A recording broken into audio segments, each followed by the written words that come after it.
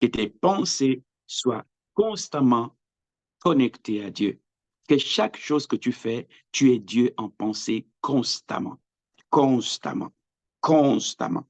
Que rien d'autre ne puisse avoir trop de place dans tes pensées que Dieu. Que rien ne puisse avoir trop d'espace dans ton cœur. Non, Dieu, que rien dans ton âme ne puisse avoir plus de place que Dieu. Je voudrais que tu donnes l'attention à Dieu. Quand il s'agit de Dieu, arrête-toi. Il dit, arrêtez et sachez que je suis Dieu. C'est-à-dire que tu vas devoir arrêter ce que tu fais. Tu vas devoir arrêter où tu vas. Il dit, arrête-toi. Ça peut être dans tes pensées. Ça peut être dans des actions. Ça peut être dans ton cœur, dans ton âme. Il dit, arrête et considère. Je suis Dieu. I am God. Il dit, arrêtez et sachez que je suis Dieu. Arrête-toi et sache que je suis Dieu. Vous savez, aujourd'hui, il est facile de dire qu'en fait, notre pensée est focalisée sur autre chose. Et nous pouvons parler à Dieu tout en pensant à autre chose. Nous pouvons prier en langue tout en pensant à autre chose. Mais ce n'est pas comme ça que nous allons pouvoir attirer l'attention de Dieu. Dieu regarde notre cœur et notre esprit. Dieu fait attention à chacun de nos gestes, à chacune de nos actions. Et quand vient le moment de lui rendre grâce, arrête-toi.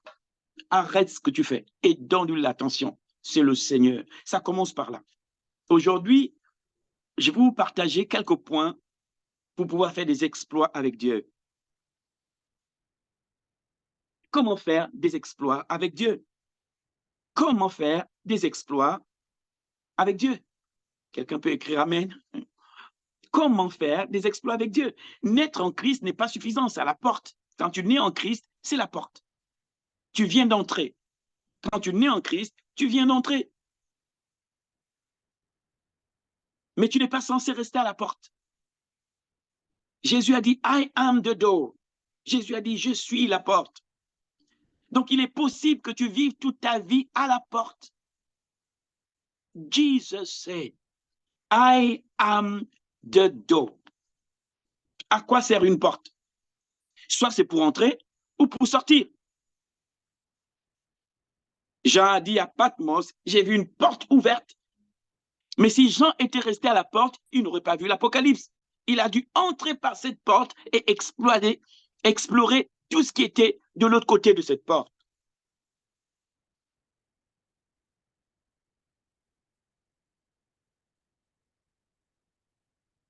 Depuis que tu es né en Christ, tu n'as pas progressé du tout. Parce que tu penses que ce qui compte, c'est le nombre d'années en Christ. Le nombre d'années en Christ, ça ne compte pas dans le ciel.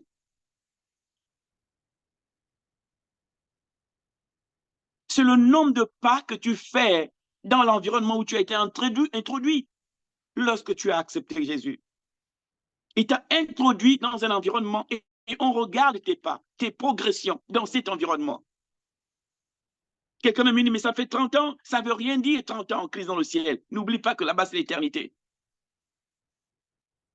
Donc, tes 30 ans sur terre ne veulent rien dire dans le ciel.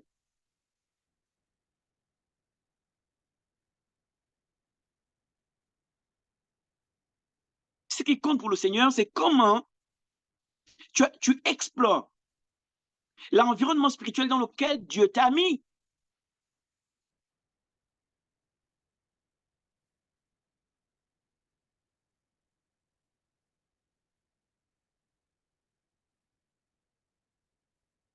Vous devez savoir une chose, que tout ce que je peux acquérir comme diplôme ne me sert que sur la terre.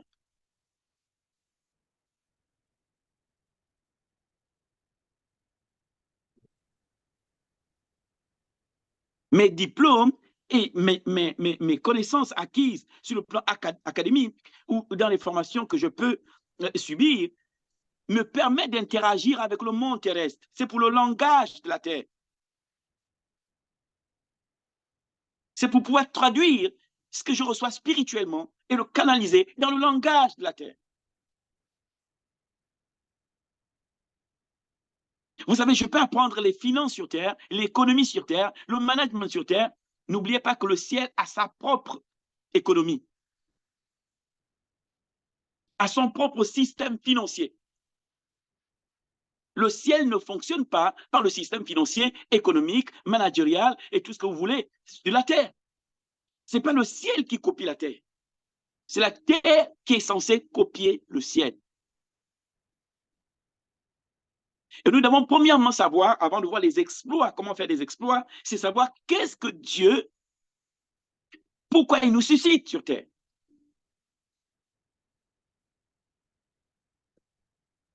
Pourquoi il nous suscite sur terre. Pourquoi vous et moi, nous sommes là?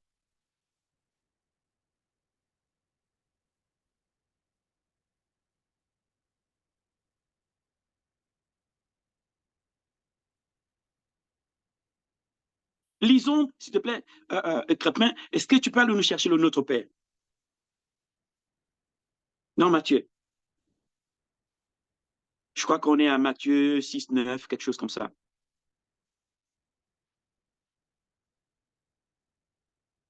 Et vous allez comprendre la prière d'abord de Jésus, avant même que l'Église ne naisse, Jésus prie. En fait, il ne prie pas, mais il leur donne la clé. Il dit, voici ce que vous devez chercher quand vous priez.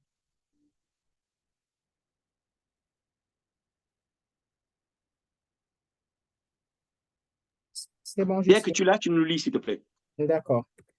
Donc, Matthieu 6, à partir du verset 9. Voici donc comment vous devez prier.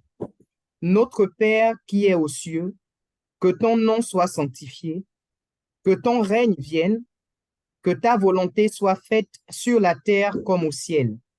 Amen. Arrête-toi là, fils. Il dit, quand vous priez, voici les choses que vous recherchez. Notre Père qui est aux cieux, ça veut dire qui est partout, qui est partout, qui est partout. Il vous donne ce que le ciel recherche d'abord, avant de votre pain, avant vos tentations. Il dit, quand vous priez, when you pray. He said, when you pray, quand tu pries. Il dit, voici les choses que tu cherches. Notre Père qui est aux cieux, ça veut dire qui est partout, qui sait tout, qui peut tout, qui voit tout. C'est ça, notre Père qui est aux cieux, omniprésent, omniscient, omnipotent. Que ton nom soit sanctifié. C'est bizarre. Quand je lis les Écritures me parlent de ma sanctification à moi. Mais là, dans ce verset, il est question de sanctifier le nom de Dieu. Mais est-ce que moi, je peux rendre saint le nom de Dieu? Est-ce que la sanctification dont on parle dans ce verset est la même que le Seigneur m'accorde par son sang? Est-ce que moi, je peux rendre pur le nom de Dieu? Comment est-ce que je peux faire ça? Que ton nom soit sanctifié. Comment est-ce que je peux faire pour que son nom soit sanctifié? Il me semble que c'est ma responsabilité sur terre de sanctifier le nom de Dieu, que ton nom soit sanctifié. Comment est-ce que je peux faire en sorte que son nom soit sanctifié? Le mot sanctifié ici veut dire honorer, admirer, révérer. Le nom qu'on parle en bien, que ton nom, que les gens puissent parler de toi en bien de ton nom. Mais quelle est ma responsabilité là-dedans pour que le nom de Dieu soit sanctifié?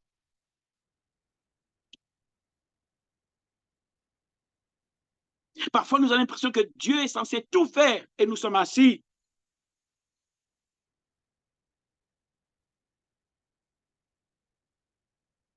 Il dit, ta responsabilité première, c'est ce que recherche Dieu, que son nom soit sanctifié. Ça veut dire que c'est de la responsabilité de toi et moi d'amener à ce que son nom soit sanctifié. En d'autres termes, honoré, respecté, révéré, adoré. On peut dire parler en bien. Où les gens non-croyants ou croyants parlent en bien de ce nom. Mais comment est-ce que je peux faire ça? Alors que toute ma vie, quand on me regarde, les gens parlent en mal de mon Dieu. Toi, là, tu vas à l'église. Depuis là, il va à l'église. Depuis là, les gens parlent en mal. C'est votre Dieu là qui vous a rendu comme ça. Regarde, l'école. Quand on regarde ta vie, et dis-moi, est-ce qu'on parle en bien de ton Dieu en te regardant? Sanctifier le nom de Dieu, comment l'homme peut-il sanctifier le nom de Dieu? Or, c'est Dieu qui sanctifie. Ici, il est question à faire en sorte que les gens parlent bien de Dieu.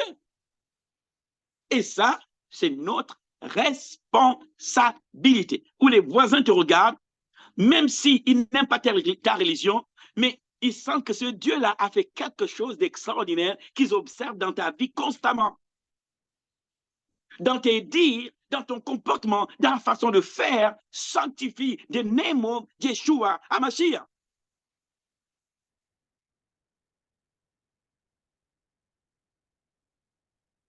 C'est comme si nous demandons à Dieu de faire des exploits sans nous. Mais la parole de Dieu dit, avec Dieu, nous ferons des exploits. Pas sans Dieu, avec Dieu. C'est que Dieu et nous, ensemble, on va faire des exploits.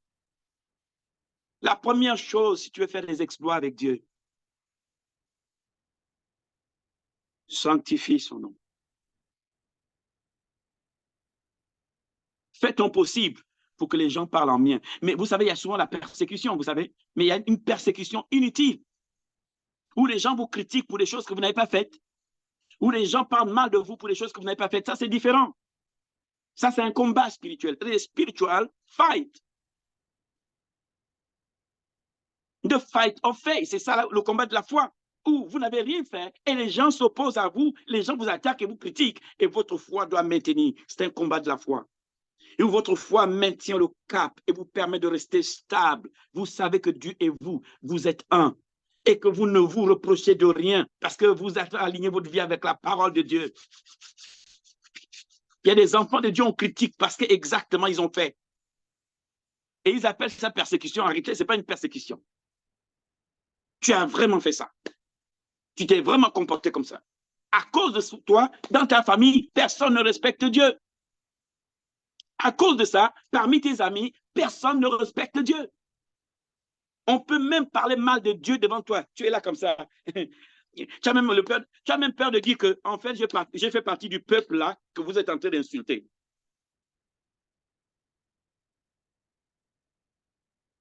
Faire les exploits avec Dieu, ce n'est pas juste la prière. Oh, je prie Dieu, fais ça. Tu es le Dieu de miracles. Non, ça commence par toi-même devenir sérieux avec Dieu.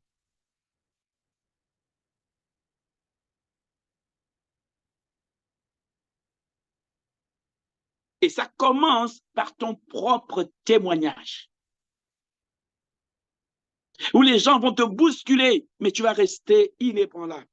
Ils vont te tester, mais tu vas rester inébranlable. Ils vont t'éprouver, mais tu vas rester inébranlable. Ils vont tester ta foi. Et parfois, Dieu permet qu'ils testent ta foi. Ta propre famille teste ta foi. Tes amis testent ta foi. Tes voisins testent ta foi pour voir si réellement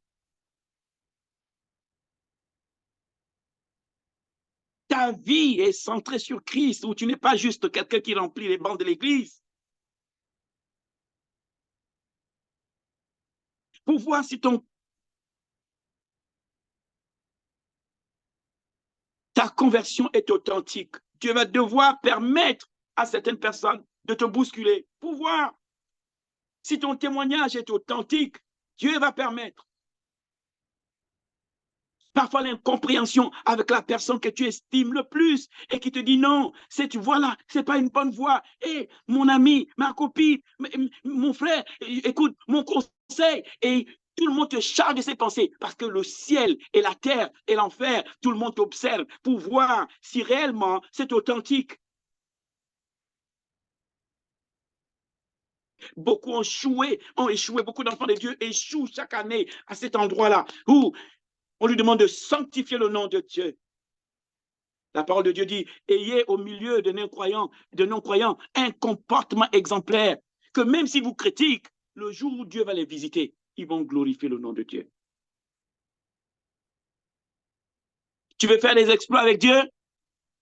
commence à faire en sorte qu'il soit honoré. C'est pas juste dire, Seigneur, je t'honore, non, c'est ta vie. Ta vie doit honorer Dieu. Les gens, même s'ils te critiquent, même s'ils moquent de toi, mais dans leur cœur, ils savent que tu es sur le bon chemin. Mais ils ont du mal à te le dire. Sans que tu te rendes compte, tu peux renier Dieu. Et tu chrétien, non, en fait, j'y vais de temps en temps. Tu essaies de trouver un juste milieu, équilibre entre l'Église et le monde. C'est-à-dire qu'ils ont réussi à créer ce truc où tu es mis dans le monde, mis en Christ. Donc, en fait, tu deviens comme un caméléon. Tu prends la couleur de l'environnement où tu te trouves. To who I'm speaking to, à qui je parle. Et il dit, tu es le Dieu de miracles, tu es le Dieu qui fait les mains. Il dit, mais qui parle? Who's talking? C'est toi qui dit qu'il est le Dieu de miracles et tu n'es pas capable devant des non-croyants dire que I am a child of God. Tu n'es pas fier de ton identité. Tu n'es pas fier de qui tu es. Comme le disait encore mon épouse, lorsque nous étions au camp en Allemagne, extraordinaire, Dieu nous a surpris. We were all surprised by the grace of God, par la grâce de Dieu. Et nous avons compris que Kodesh est en train d'aller quelque part. Kodesh is moving forward. Que quelque chose de puissant est en train de nous pousser. Nous posons les bases doucement, pas à pas. Nous essayons d'affermir le soubassement pour quelque chose qui va ébranler le monde. Kodesh va être un des mouvements qui va secouer le monde. Mais nous voulons nous rassurer que les fondations sont bien posées. Que les fondations sont bien posées. Vous retrouverez Kodesh dans chaque nation, very soon. Mais les fondations doivent être bien posées. Et ceux qui nous entourent doivent bien comprendre. La parole de Dieu dit, si la racine est sainte, la tige l'est aussi. Les enfants, si on me regarde, on doit pouvoir voir chez mes enfants. Même si je n'ai pas beaucoup de qualité, on doit pouvoir les retrouver chez les enfants. Vous ne devez pas simplement être des suiveurs. Vous ne devez pas rester au lait constamment. Vous n'êtes pas là pour juste m'accompagner. Vous êtes là pour être avec moi au front. Vous n'êtes pas des accompagnateurs. Vous êtes soldats avec moi. Vous êtes ouvriers avec moi. Vous participez à cet office with me, avec moi. Et le temps est venu pour Kodesh d'étendre, de jeter les filets.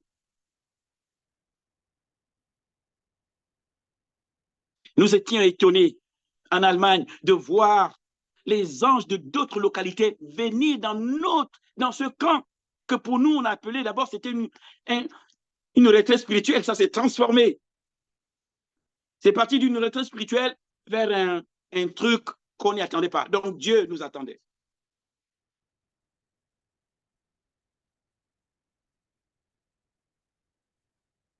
Kodesh, tu dois comprendre où tu vas.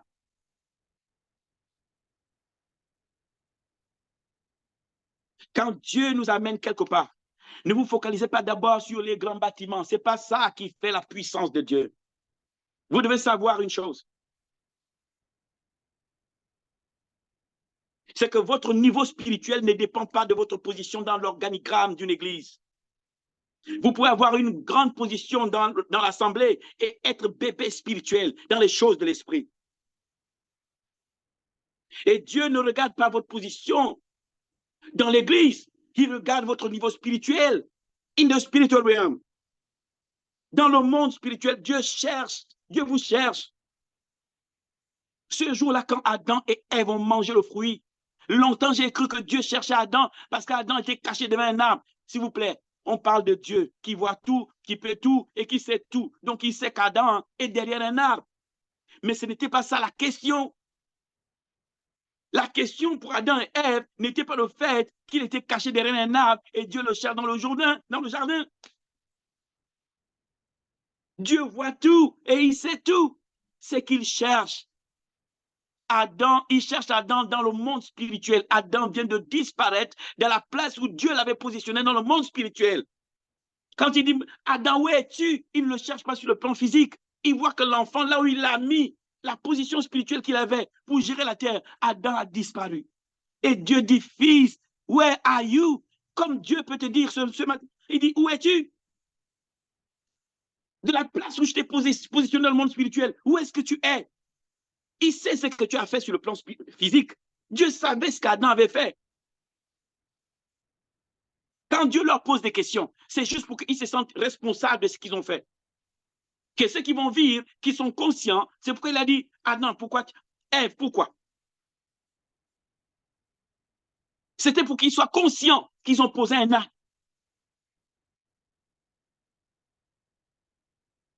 Comme Dieu peut chercher chacun d'entre nous ce matin, pour dire, où es-tu? Parce qu'il t'a laissé, quand tu es né, il t'a positionné dans le monde spirituel, dans une position d'autorité et de règne. Et depuis, il te regarde, il te cherche à cette place, il ne te voit pas. Parce que quand l'occasion t'est donnée, tu te compromets. Quand la possibilité t'est donnée, tu te compromets. Mon épouse le disait encore en Allemagne. Il dit, tu as cherché la réputation et tu as oublié l'intégrité. Tu cherches ce que les hommes pensent de toi. Tu veux qu'ils te louent, qu'on dit oui, tu es des nôtres, mais vraiment, tu es fort. Mais tu as oublié que dans le ciel, sur le plan spirituel, Dieu t'a donné une position qui est le salut de ta famille, qui est le salut de ta famille. Et Dieu te regarde chaque matin et te pose la question, mais où es-tu, Adam? Dieu ne cherche pas Adam parce que Dieu ne cherchait pas où était Adam derrière un arbre. Vous pensez qu'un arbre peut cacher Adam devant Dieu? Les yeux de Dieu qui parcourent, la parole de Dieu dit, ses yeux parcourent toute la terre pour soutenir ceux qui ont leur cœur entièrement à lui. Donc, quand Dieu parcourt la terre, il soutient tous ceux qui ont leur cœur entièrement à lui. Ça peut être une réponse pour certains. Oh, pourquoi quand j'ai pris, je ne vois pas? Il dit, Dieu soutient ceux qui ont leur cœur entièrement à lui. Si Dieu se rend compte que tu es là de corps, mais ton cœur, il est dans tout, sauf ce que Dieu va avoir du mal. Il va te protéger comme il protège le monde entier. Mais ce n'est pas une protection spéciale réservée aux enfants. Il soutient tous ceux qui ont leur cœur entièrement à lui. Ça ne veut pas dire qu'on n'est pas faible, d'accord? Quand on parle entièrement à lui, ça ne veut pas dire qu'on est tous, on ne fait pas de défauts, on n'a pas de défauts, on n'a pas de... Non, ce n'est pas ça. Il regarde le cœur. On peut avoir des défauts, avoir le cœur entièrement, parce qu'on est dans un processus de transformation où Dieu nous bonifie chaque jour. Et notre cœur, bien qu'on a des fautes, on a encore des tares qu'on transporte et tout le reste, mais Dieu regarde notre cœur, il voit la volonté de progresser avec lui, Dieu te soutient. Dieu t'aide à faire mieux.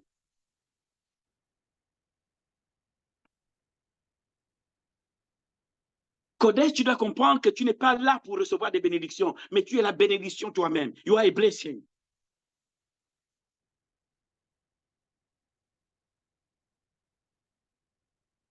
Et c'est important que chaque membre de Kodesh comprenne mon enseignement. Si Kodesh me suit, vous devez savoir ce que je pense dans plusieurs domaines de la vie.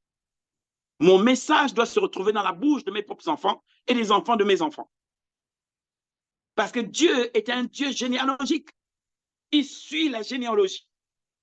C'est pourquoi quand vous lisez Matthieu, on va dire tel était le père de tel, et tel est le père de tel, tel est né de tel, jusqu'à ce qu'on retrouve jusqu'à Adam. Ça veut dire que Dieu est un Dieu généalogique. Pour dire cette bénédiction qui a commencé depuis cet endroit, c'est tel qui se poursuit comme ça dans le monde. Votre vie chrétienne, vous ne la vivez pas que pour vous-même. Les pas que vous posez, bien que c'est difficile, bien que ce n'est pas évident, mais c'est pour vous et vos descendants. Le combat que vous menez n'est pas seulement pour vous. Ces combats, c'est pour vous et vos descendants. Si vous gagnez ce combat, aucun de vos descendants ne va vivre ce combat. Mais si vous ne gagnez pas ce combat, un de vos enfants ou vos enfants vont le vivre jusqu'à ce que quelqu'un soit capable de vaincre pour que les choses changent désormais dans la famille. Vous avez l'opportunité de freiner cette malédiction, de freiner cette situation, d'arrêter ces trucs qui se passent dans votre famille. You have the ability and the opportunity. Et à ce niveau, be strong in the Lord, be strong in the Lord. Il dit, fortifie-toi dans le Seigneur, parce qu'il sait qu'on va te bousculer. Fortifie-toi dans le Seigneur. Et par sa force toute puissante, Éphésiens 6, 10, fortifie au reste, frère, au reste, frère. Fortifie-toi dans le Seigneur et par sa force, pas la tienne. Ne dis pas dans ta tête, en tout cas, moi, je ne tomberai pas, tu vas tomber. Ne dis pas dans ta tête, en tout cas, moi, je n'y arriverai, tu vas le faire. Pierre a dit, Pierre a dit, Seigneur, tout le monde peut. Mais est-ce que Pierre n'était pas vrai? Pierre était vrai. Mais Pierre, ce que Pierre ne savait pas, que c'était un combat spirituel. Et qu'il n'était pas spirituel, assez spirituel pour pouvoir tenir. Et quand ça arrivait, bien qu'il a dit, Seigneur, et Jésus a vu son cœur, qu'il était vrai. Seulement devant la situation, l'homme spirituel n'a pas réagi. Son homme spirituel n'a pas réagi convenablement. Et il a régné 3 fois. Le Seigneur, voyant son cœur, quand le Seigneur a vu son cœur, le Seigneur est revenu chez Pierre pour dire, m'aimes-tu? Il savait que Pierre l'aimait. Seulement, Pierre n'avait pas compris qu'à ce stade, c'était un combat spirituel. Ce n'était pas une décision mentale, ou corporelle, ou émotionnelle, ou biologique. Non, c'est l'homme spirituel qui devait répondre à ce moment-là pour le garder. Mais comme il avait le cœur entier vrai, ce qu'il disait, il disait de tout son cœur, il aimait Jésus. Seulement, il n'avait pas assez de force pour tenir à ce niveau de combat. Vous êtes assis et on vous dit que cet homme va être crucifié. Et on te dit, mais toi, tu fais partie du groupe. Et tu vas regarder ça, que si tu dis oui, toi, on va te coller avec lui sur la croix, la chair. Et vous savez, hein, même quand Jésus a regardé Pierre, écoutez, quand Pierre a régné 3 fois, Jésus s'est retourné là, regardé, ils se sont croisés. Même le fait qu'ils se sont croisés des yeux, Pierre n'a pas changé sa décision pour dire, oh, finalement, j'ai menti. Non, Pierre a gardé ça comme ça. Il a regardé le Seigneur et il a fui, il est pleuré ailleurs. C'est-à-dire que la peur et le manque de statut spirituel l'a empêché de dire la vérité, qu'en réalité, je connaissais je le connais en fait, je connais. Il ne s'est pas repenti là pour dire, oh, en fait, je change, je connais. Ça nous est arrivé à tous. Ou après avoir parlé avec les ennemis, avec tes amis, sur des sujets, tu sors de là, tu es culpabilisé, tu dis, mais Seigneur, j'aurais dû leur dire que moi, j'aurais dû. Et puis tu parles comme ça. La peur et la crainte t'ont empêché de finalement dire qu'en fait, en réalité, I'm born again, né de nouveau. Parce que votre homme spirituel ne réagit pas, il n'est pas assez équipé pour ce niveau de combat. Où l'ennemi spirituel, sur le plan spirituel, manipule des personnes autour de toi pour confronter ta décision, pour te faire backslide, disent les Anglais, rétrograde. C'est que tu deviens chrétien, mais rétrograde. Pourquoi? Parce qu'il a réussi à utiliser des amis proches, des amis, des personnes qui ont un raisonnement cohérent pour te faire croire. Mais que tu sais aussi, tu sais, Jésus, il comprend tout ça. Yo. Attention, tu prends la pente. Attention.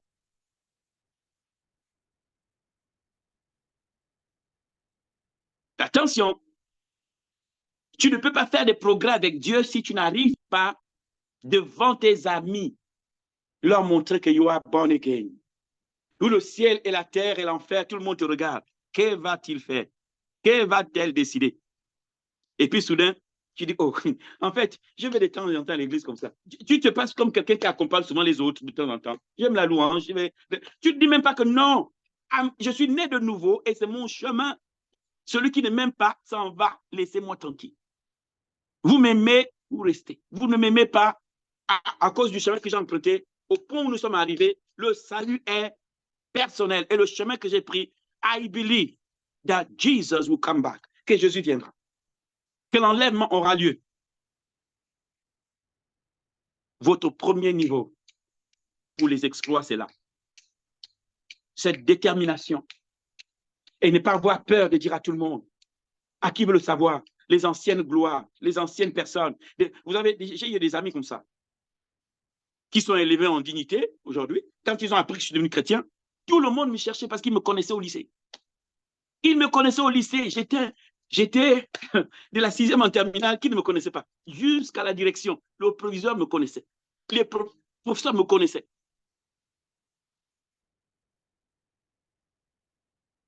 Il nous est arrivé à avoir un mouvement où tous les midis, on quitte notre lycée pour faire tous les autres lycées de la capitale. Donc, ça veut dire que les autres lycées nous connaissaient. Et quand tu te convertis, on dit qui? Le gars, lui là, il est... Non, ils m'ont cherché. Et quand ils m'ont trouvé, je me rappelle, l'un d'entre eux m'a trouvé au Maroc. Il me dit, attends, Sauce, on a appris que tu as accepté Jésus. Attends d'abord, il m'a appris à mener sous un lampadaire. Il m'a mis sous un lampadaire. Il dit, je vais voir que c'est vraiment toi. Les enfants, vous pensez que c'est vous qui êtes... Non, vous ne savez pas où est-ce que Dieu nous a tirés. Dans quoi il nous a enlevés. Il me dit, oh, il y a un autre qui aujourd'hui qui a été ministre dans l'ancien gouvernement. Il m'a regardé. Quand il m'a croisé, il me dit, Sauce, j'ai appris. Mais je ne sais pas comment tous ils ont appris ça. Il dit, j'ai appris que tu es devenu chrétien. Donc, toutes les personnes qui m'élevaient dans le monde d'autrefois ont appris que je suis né de nouveau.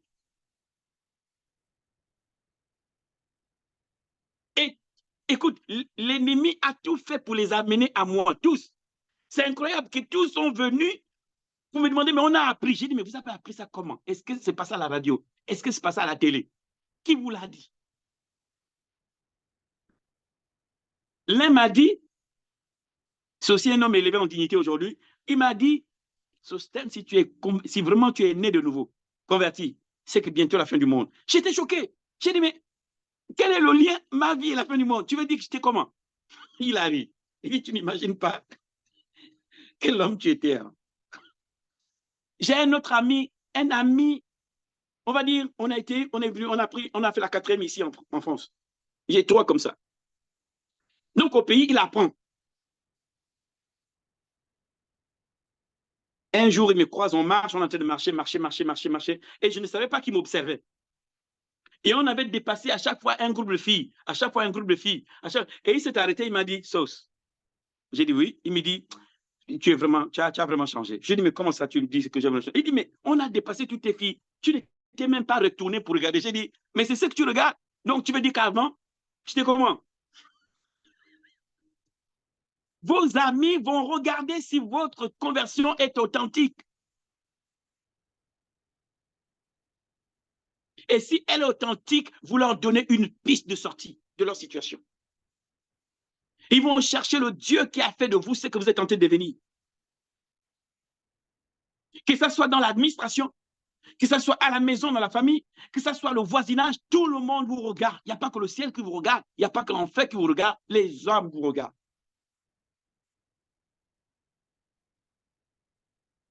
Le premier point, apprends à sanctifier son nom. Que le nom de Dieu ne soit pas mélangé avec n'importe quoi à cause de toi.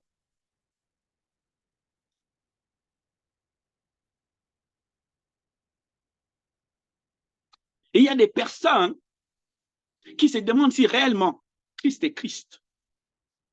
Je me rappelle, nous étions au Maroc, et puis il y a un jeune sorcier, un gars versé dans le monde spirituel satanique, est venu dans notre assemblée. Cette petite cellule contenait. Il était venu pour tester, pour voir si tout le bruit qu'on faisait était digne de confiance de ce qu'on entendait. Il est rentré était dans l'assemblée. Et pendant que nous étions en train de louer, il attaque le prédicateur. Le prédicateur monte sur l'estrade. C'est une petite cellule. Je ne sais plus combien on était là-dedans. Et quand il attaque le prédicateur a du mal à lire la lecture. C'est-à-dire que c'était sur les dons spirituels et il disait les dons spirituels. Vous savez, les dons spirituels. Et on a vu que pendant 30 secondes, il a dit, vous savez, pendant 1 minute, il dit le même verset sans mon épouse et moi. On s'est regardé, mon épouse a dit, quelque chose ne va pas, il y a quelqu'un dans l'assemblée. Je l'ai regardé, j'ai dit oui. On a dit à nos responsables et on a donné une orientation. Et le responsable a dit, bon, ben, écoute, tout le monde prie en langue. On s'est mis à prier en langue. La fille, les enfants. Le résultat, le monsieur a commencé à gonfler, tout son corps a commencé à s'enfler alors qu'il était assis. Donc, tout de suite, la parole de Dieu dit, le méchant ne peut pas tenir dans l'assemblée des justes. C'est-à-dire que sa situation l'a exposé. Tout le monde l'a regardé comment il était en train de s'enfler. Et on l'a pris de là, on l'a amené s'asseoir, on a dit, ici, il ne faut pas t'amuser, sinon tu meurs. Là, si on ne faisait rien, tu étais un homme mort.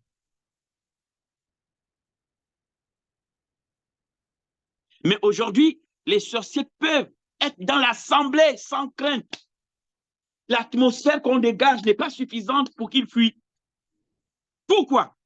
Parce que dans le monde spirituel, le nom de Dieu n'est pas sanctifié par les hommes. Nous avons un rôle à jouer pour notre atmosphère. Prenez ce point. Donc, après celui-là que je vous ai donné, sanctifier le nom de Dieu, votre comportement, si vous voulez vivre des exploits, et là, c'est si. Quand c'est si, ça veut dire que vous pouvez refuser comme accepter. Le si veut dire que c'est une condition. Il y en a qui disent que j'attends quand je sentirai que Jésus est sur le point de venir, je me répands. Peut-être que tu seras en train de dormir. Est-ce que tu auras le temps de repentir? Oui. C'est le moment de prendre votre salut au sérieux. Au sérieux. Le deuxième point, tu me lis, s'il te plaît, Ésaïe 43, 18 à 19. Ésaïe 43, 18 à 19. On parle de quoi? Comment faire des exploits avec Dieu. Tu commences d'abord par l'honorer par ta vie. Honore-le. Ne sois pas comme des chrétiens ou certains, voilà, qui cherchent les miracles et ont oublié que leur vie chrétienne est aussi un miracle.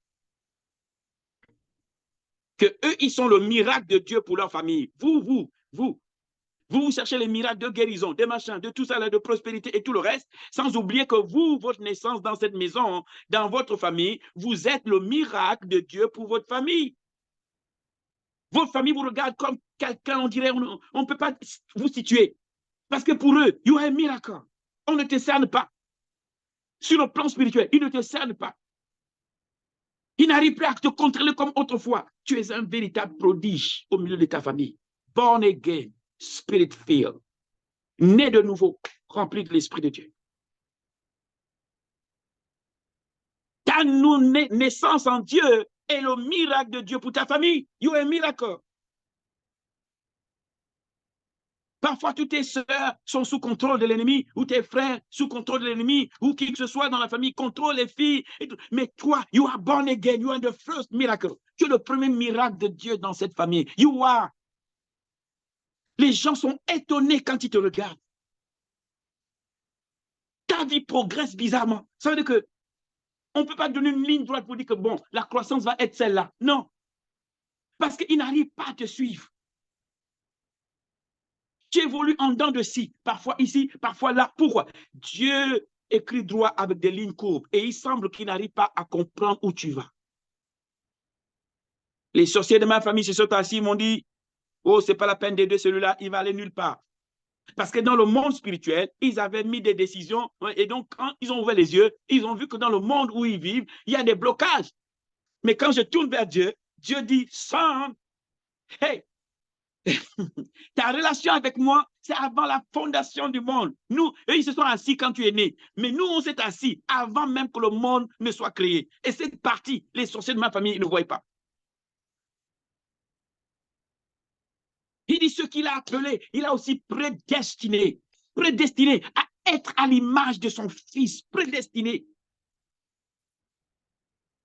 Les sorciers de ta famille ont tenu une réunion. Les marabouts de ta famille ont tenu une réunion. Je ne sais pas qui d'autre s'est ajouté pour tenir une réunion, pour ton blocage, pour que tu n'avances pas. Mais ils ont oublié qu'il y a une autre réunion. Et la plus grande s'est tenue avant la fondation du monde, où tu as été coopté avant même que tu naisses et prédestiné. Prédestiné. Et quand c'est ça, tu ne regardes plus à qui a tenu la réunion et qui est le sorcier de la famille. Tu te focalises sur la réunion qui a eu lieu, où le Tout-Puissant s'est assis et a décidé. Et cette réunion est la plus puissante. Tu n'alignes plus ta vie sur ce que les sorciers ont dit. Tu n'alignes plus ta vie sur ce que les marabouts ont dit. Ça, c'est les réunions, à petites réunions à côté, face à la grande réunion qui a eu lieu, où ta vie a été prédestinée, planifiée d'avance. Il dit, il nous a donné son esprit, afin que nous puissions connaître les choses qu'il a réservées. Afin que nous puissions connaître les choses. Mais quand est-ce qu'il a... Le jour où tu es né biologiquement? Non. Il les a planifiés. Ce n'est même pas le jour où tu es né en Christ. Non. Il les a planifiés avant la fondation du monde. Les choses que tu es censé expérimenter maintenant. Et que je m'en vais te donner les étapes. Comment faire des exploits avec Dieu. Ce n'est pas des nouvelles choses. C'est des choses qui te ont été réservées. Et que tu dois être capable de les activer à chaque étape. Ne dis pas que le prophète va prier pour moi et je vais faire les exploits. Oui, oui, je prierai, il y a une dimension d'exploit, mais il y a déjà des exploits réservés pour toi, où tu es la personne, où toi seul, tu vas devoir travailler pour mettre en lumière, de manifester. Vous devez savoir que Dieu, dans le Nouveau Testament, ne nous demande pas d'obéir à la parole. Non, nous ne sommes pas de ceux qui obéissent à la parole. Nous sommes ceux qui démontrent la parole. Nous sommes ceux qui vivent la parole. Nous sommes ceux qui font la parole. Manifeste la parole. Vous manifestez ce que Dieu dit de vous. Il ne dit pas d'obéir. Il dit, voici les miracles qui accompagneront ceux qui ont cru. Il a annoncé d'avance que ces choses que vous voyez, voici comment vous allez reconnaître la nouvelle création. Ces choses vont les accompagner. Et quand tu es de nouveau, tu cherches à revêtir.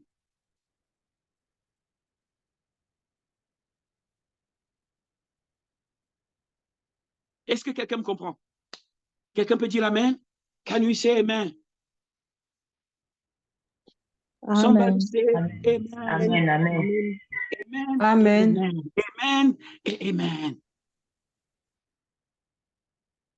Ou des réunions s'éteignent. Ne vous en faites pas, c'est ma lumière qui s'est éteinte parce que j'ai un truc qui s'éteint, donc je n'ai pas le temps de me déplacer pour aller charger. Bah, du moment que vous me voyez, vous m'entendez, c'est l'essentiel. Des réunions sont tenues. Et vous, la plus grande réunion que vous trouvez, c'est celle des sorciers qui ont fait, des sorciers et sorciers.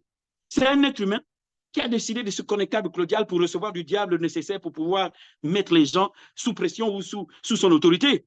Mais il y a une autre réunion qui s'est tenue bien avant celle-là, où the God Almighty, the all-powerful God, s'est assis et a décidé que toi, tu seras son enfant. Cette réunion, les sorciers n'ont pas vu. Cette décision, les sorciers, ils ne l'ont pas. Et bien que tu sois dans cette famille où tu penses qu'il y a beaucoup de sorciers, tu es quand même né de nouveau. Comment Dieu a fait ça? Si tu as pu naître de nouveau dans cette famille où tu penses qu'il y a des sorciers, ça veut dire qu'ils ne peuvent pas t'arrêter. Comment ils n'ont pas pu empêcher ta nouvelle naissance? Comment ils n'ont pas pu empêcher que tu naisses de nouveau?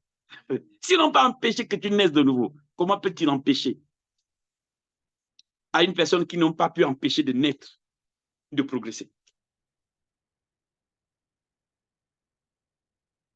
On lit le deuxième point, Ésaïe 43, 18 à 19. Est-ce que tu es là, fils? Oui, donc Ésaïe 43 du verset 18 au verset 19. Oui. Ne pensez plus aux événements passés et ne considérez plus ce qui est ancien. Voici, je vais faire une chose nouvelle sur le point d'arriver. Ne la connaîtrez-vous pas? Je mettrai un chemin dans le désert et des fleuves dans la solitude. Amen. Le deuxième point, c'est oublier ce qui est ancien. Écoute bien, si tu veux faire des exploits avec Dieu, oublie les miracles que tu as fait autrefois. Tu sais, il y a quelques années, j'avais prié pour un malade. Oublie ça. C'est important, tu as besoin de références, ok? De te référer à des expériences, mais ne t'assois pas dessus. N'essaye pas de bâtir ta notoriété d'aujourd'hui avec les exploits d'hier.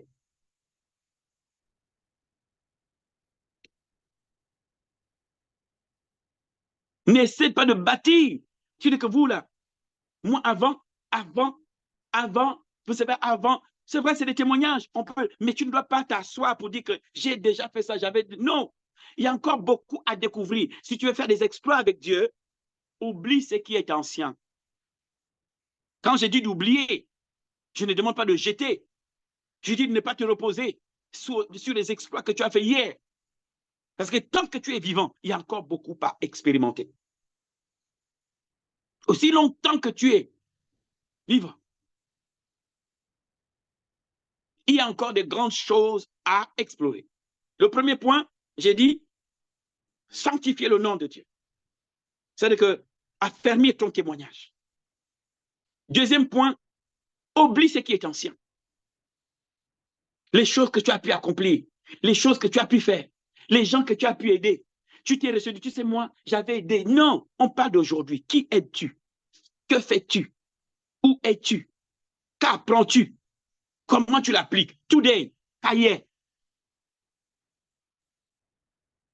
Quelqu'un va dire, oh, mais vous, les enfants, vous là, qui êtes nés hier en Christ, nous, on est là, les caciques. Il n'y a pas de caciques en Christ. Quand la parole de Dieu dit, si quelqu'un est malade, écoutez bien, la parole de Dieu dit, si quelqu'un est malade, qu'il appelle les anciens. Et que les anciens prient pour lui en loignant d'huile d'onction, parce que la prière de foi guérira le malade. Il ne parle pas des gens qui sont nés depuis longtemps. Anciens dans la Bible ou dans le Nouveau Testament ne veut pas dire les gens qui ont les cheveux gris. Anciens, ce n'est pas cheveux gris. Anciens, ce n'est pas les premiers qui ont créé l'assemblée ou bien qui ont été là dès le commencement. Ce n'est pas ceux qu'il appelle anciens. Vous comprenez qu'il dit les anciens prient pour lui en loignant d'huile. La prière de foi guérissant le malade. Donc le critère, un ancien, c'est quelqu'un qui comprend comment fonctionne le Nouveau Testament. Il comprend les dons spirituels. Il sait ce que c'est, des gifts of healing, le don de guérison. Il dit ça, ce sont les anciens. C'est des gens qui comprennent le fonctionnement, comment fonctionne Dieu. Ils ont la pensée de Dieu. Ils savent manifester Dieu. Il appelle cela les anciens de l'Église. Ancien ne veut pas seulement dire quelqu'un qui partage l'ancienne scène, ou c'est les anciens, tu vois un ancien, on t'envoie, on te dit tu es malade, oui, va voir les anciens qui sont là-bas. Mais le gars, toute sa famille est malade. Comment on peut m'envoyer chez quelqu'un qui n'arrive pas à guérir sa propre famille et il va me guérir comment? Donc les anciens, là, ce n'est pas les cheveux gris. C'est les gens qui comprennent le Nouveau Testament. Ils comprennent le don de l'Esprit. Ils comprennent le fonctionnement des dons spirituels. Ils savent ce que c'est the anointing of the Holy Spirit. Ils comprennent la parole, ils sont assis in the word of God. Ça veut dire qu'ils peuvent solliciter le monde spirituel pour vous. Ce sont les anciens de l'Église. Donc vous pouvez avoir un jeune qui est assis dans les choses de l'esprit. Et c'est un ancien. Tu sais, quand on dit les vieillards là-bas, ce n'est pas qu'ils sont vieux, parce qu'au ciel, les gens ne sont pas vieux. C'est leur niveau de connaissance des choses de Dieu. C'est leur niveau de connaissance de comment fonctionne Dieu. Les anciens, s'il y a un problème, allez voir les anciens et vous allez voir ce qu'ils vont faire. Et les anciens, les vieillards dont on parle, ce sont eux qui gèrent la terre. Ah, Dieu ne gère pas directement les anciens. Donc, ils savent comment fonctionnent les continents. Ils savent ce qu'il faut opérer, comment mobiliser les anges dans une partie du pays. Ils savent. Un ancien, ce n'est pas les cheveux gris. On voit les cheveux gris, on dit, ah, c'est un ancien. Moi, mon grand-père, il avait les cheveux blancs, mais il n'était pas un membre de l'église. Ses cheveux blancs servaient à quoi? J'avais dit comme ça à mon grand-père, j'ai dit, mais toi, tes cheveux gris, là, c'est la souffrance, ce n'est pas la sagesse. Mon grand-père n'a pas aimé me jeter. Il a pas m'attraper et il m'a dit, il m'a menacé. Il m'a dit, la prochaine fois, tu parles comme ça, tu vas manger avec ta grand-mère à la cuisine. Et chez nous, les grand-mères sont toujours dans une cuisine où on a fumé et j'ai détesté ça. Parce qu'elles étaient toutes en train de préparer. Donc, le deuxième point ici, c'est oublier ce qui est ancien. Tout ce que tu as pu faire, ne te repose pas dessus. Les exploits que tu as eu à faire, si tu te reposes dessus, tu te bloques le chemin pour le futur. La plupart d'entre nous, une fois tu as chassé un démon, ou tu as guéri un malade, ou tu as prêché l'évangile, quelqu'un s'est converti, tu es maintenant assis, tu dis, ah, nous, moi et tu t'es assis, il n'y a plus rien que tu désires, parce que tu penses que tu es déjà arrivé. Avec Dieu, on n'est jamais arrivé. Dès lors qu'un homme de Dieu pense qu'il est arrivé, il commence à descendre. Avec Dieu, on n'est jamais arrivé, parce que tu ne peux pas exploiter tout le dépôt. Ta seule vie ne peut pas te permettre de prêcher tout Dieu. Regarde, depuis le commencement, la Genèse, les gens prêchent Dieu. Et chacun amène une révélation, c'est incroyable, regardez. Et ça fait des milliers et des milliards d'années où les gens parlent de Dieu, mais ils n'arrivent pas à épuiser Dieu. Chacun d'entre nous a une révélation de Dieu. C'est incroyable. Ce Dieu, comment il est? Un prédicateur s'élève, on se dit que celui-là, c'est le fort. Un autre s'élève encore plus grand, dit, mais oh, c'est celui-là. Un autre s'élève encore, dit, ah, c'est celui-là. Dieu est tellement profond que tu ne peux pas prêcher et enseigner tout Dieu, toute ta vie. God is so deep. Et si tu t'assois sur les exploits d'hier, tu vas oublier d'aller dans les profondeurs plus grandes. Tu vas oublier d'aller au large. Tu vas oublier d'explorer. Paul a dit, il dit, fortifie-toi dans la grâce. J'ai dit, mais comment on peut se fortifier dans la grâce? Nous, la grâce, c'est une faveur imméritée. Mais comment se fortifier dans la faveur imméritée? En fait, ce qu'il veut dire, c'est qu'exploite toute la grâce que Dieu t'a donnée. Prends tout, manifeste toute la grâce. Si le territoire que Dieu t'a donné, c'est toute la France, alors occupe la France. C'est ce qu'on appelle, il dit, fortifie-toi dans la grâce. Dieu t'a fait grâce d'occuper tout ça, alors occupe ça. Dieu t'a fait grâce, ne dis pas, pauvre moi, petit. Il dit non, si je t'ai dit que c'est à toi, prends-le. Mais pour faire ça, pour faire des exploits avec Dieu, il faut que tu cesses de t'asseoir sur ce que tu as pu faire dans le passé.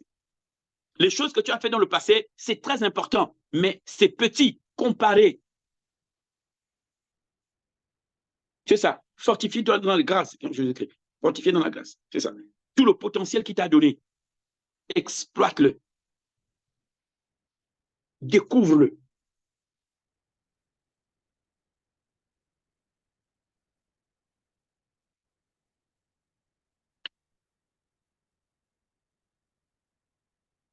C'est donc très, très, très, très important ce que je vous dis. Si vous voulez faire des exploits avec Dieu collège, si tu veux avancer et faire des exploits, ne t'assieds pas sur ce que tu as pu faire hier. C'est important ce que tu as fait hier, mais ce n'est pas plus grand que ce qui t'attend. C'est pourquoi dans ce passage, il dit, ne pensez plus à ce qui est ancien. Ça veut dire que dans l'ancienne, dans le passé, Dieu a fait des exploits. Il dit, mais il y a quelque chose d'autre que je suis sur le point de faire. Est-ce que vous ne voulez pas le voir? Vous êtes accrochés sur le passé. Pourquoi il leur dit ne pensez plus qu'à ancien? Parce qu'ils sont assis, ils sont là, oh, tu sais, on avait fait. Dieu dit, écoute, et cessez de penser à ce qui est ancien. Basculez sur votre futur. Parce que je suis sur le point de faire quelque chose. Et là, je parle à quelqu'un, je ne sais pas qui peut dire amen ici, parce que I'm talking to somebody. J'ai dit, écoutez, arrête, même les erreurs que tu as eu à faire dans le passé, ou là où tu es tombé dans le passé, ou les choses que tu as mal fait dans le passé, il dit, ne t'assieds pas dessus. Il y a quelque chose d'autre que je suis en train de faire et qui est devant toi. Les mauvaises décisions d'autrefois. Les exploits que tu as eu à faire, les choses que tu as... Il dit, arrête dessus. OK, tu avais prêché et puis 100 personnes sont converties. C'est très bien. Il dit, mais ne t'assois pas dessus parce qu'il y a quelque chose de plus grand qui se tient devant toi. Et il te pose la question, est-ce que tu n'as pas envie de le voir? Il dit, est-ce que tu n'as pas envie de l'expérimenter? J'entends quelqu'un qui me dit, mais depuis, je me bats. C'est vrai, j'entends quelqu'un qui dit, mais depuis que je suis en Christ là, je me bats à gauche, à droite, je me bats à droite, et en fait, je me bats, on dirait. Non, tu es dans une phase où tu dois affermir ta marche. La première étape où je te dis sanctifier son nom, et tu vas voir tes anciens amis, tes anciens. Ça, c'est la première étape. Où des personnes, où Dieu t'appelle à faire des exploits, mais les gens vont venir pour te bloquer. Et il y a beaucoup qui sont bloqués là depuis qu'ils sont nés en Christ. Ils ont du mal à passer un autre cap. Ils sont toujours en train de se battre dans la période, l'étape où il faut sanctifier le nom de Dieu et affermir sa destinée. Donc, le deuxième point, c'est oublier ce qui est ancien. Tu peux te référer à ce qui est ancien comme des expériences. Mais ça ne doit pas te freiner à faire plus grand. Si dans le passé, tu as prêché à 50 personnes, fixe 100, fixe 200, va vers 2000, va vers plus. Arrête de te reposer. Tu sais, nous, quand on était les enfants, ça, c'était bien. Mais ce qui arrive est plus grand. Porte-toi vers le futur. Et il te pose la question ce matin. Est-ce que tu n'as pas envie de voir ce que j'ai envie de faire avec toi? Bascule totalement dans les choses de Dieu.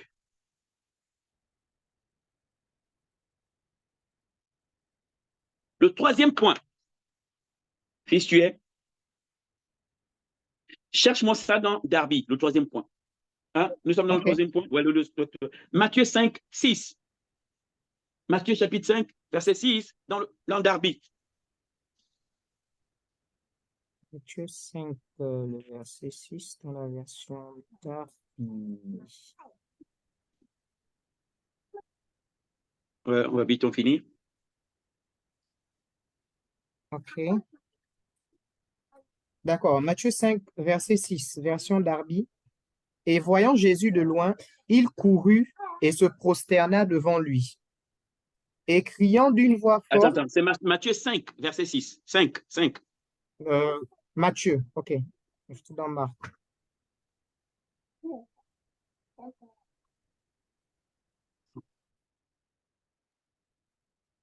D'accord. Matthieu 5, le verset 6. Bienheureux ceux qui ont faim et soif de la justice, car c'est eux qui seront rassasiés.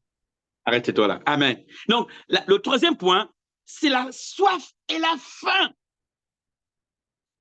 de voir des choses. Vous savez, quand quelqu'un a soif et faim, je vous assure, quand vous avez soif, vous avez envie. Souvent, la soif vous pousse même à aller cogner alors que vous n'êtes pas chez vous. Cognez chez le voisin pour de l'eau. Vous cherchez un supermarché ou un magasin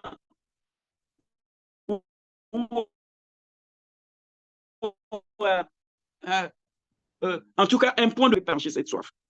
La soif de Dieu va vous guider dans les choses de Dieu. Sans la soif et la faim, vous stagnez. La soif vous conduit dans les profondeurs. Ce qui vous a, en fait, en réalité, ce qui vous amène à passer beaucoup de temps dans la prière, c'est la soif de Dieu. Si vous vous focalisez sur les choses que vous voulez que Dieu vous donne, vous ne ferez pas de longues prières. Et vous ne ferez pas forcément des exploits. Mais si vous avez soif de Dieu, c'est qui la justice? Jesus is our righteousness. Les Anglais disent righteousness. Ceux qui ont soif de justice, de righteousness. Et il est notre justice.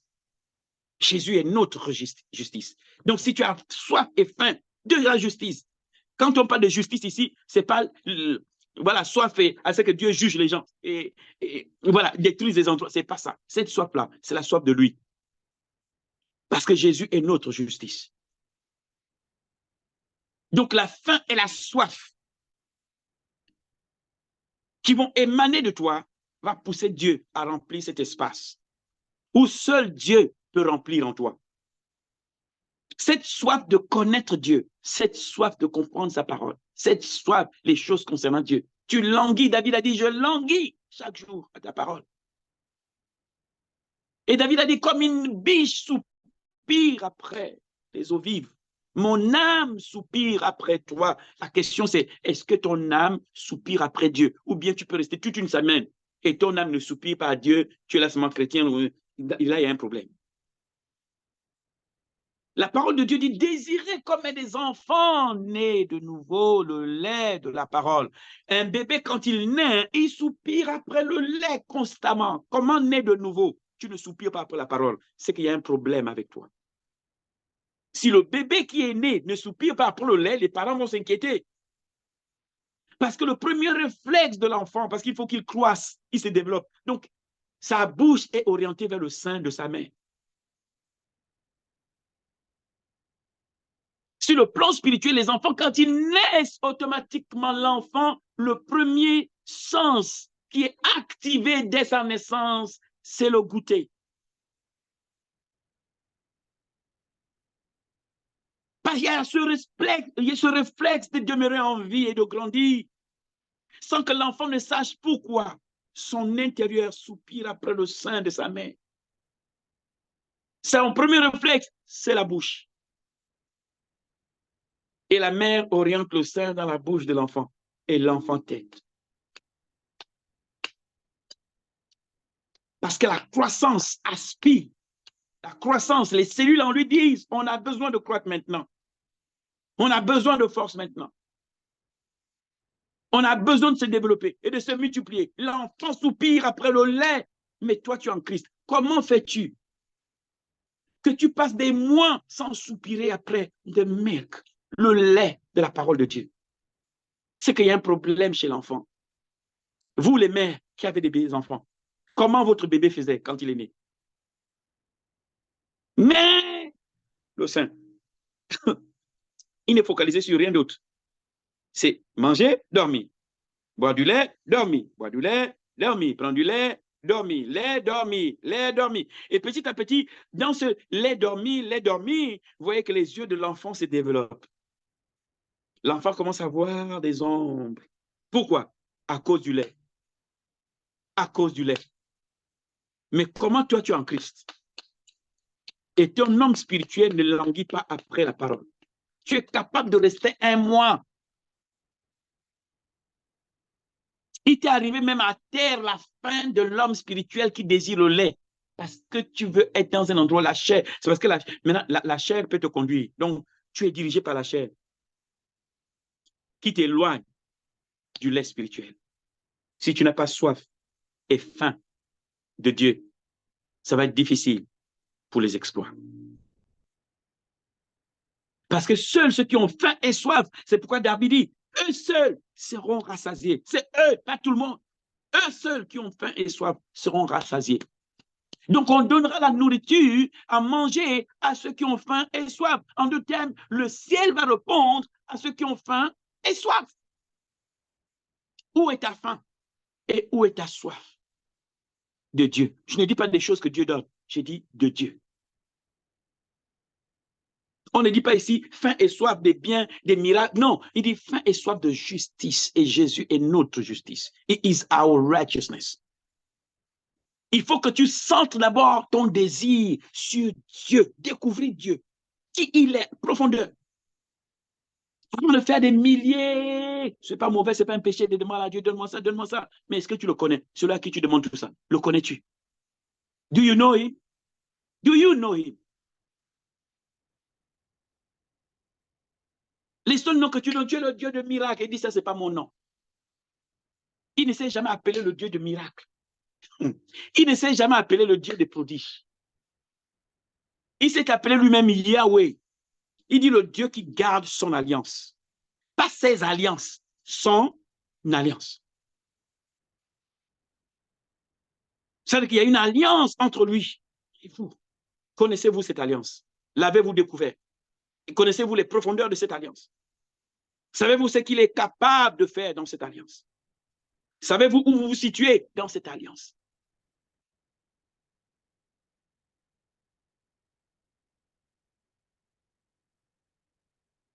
Découvrez, ayez soif. Et pendant que je parle ce soir, j'enlève dans votre homme spirituel toutes les choses qui ont étouffé cette soif.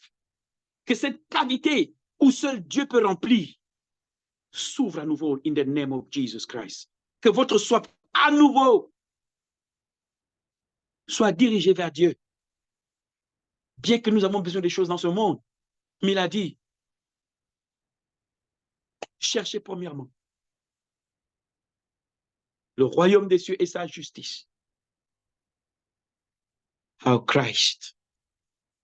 Il dit, et les choses que vous demandez vous seront données, donc focalisez-vous sur lui et les choses que vous cherchez. Pourquoi? Plus vous le découvrez, plus vous découvrez ce qu'il vous a réservé. Parce que tout ce qu'il vous a réservé est en lui. In him.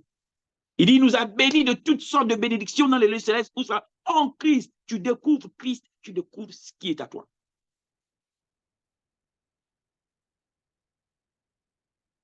Mais tu cherches à découvrir ce qui est à toi sans découvrir Christ. Parce que tout ce qui t'a réservé sont en lui. In him.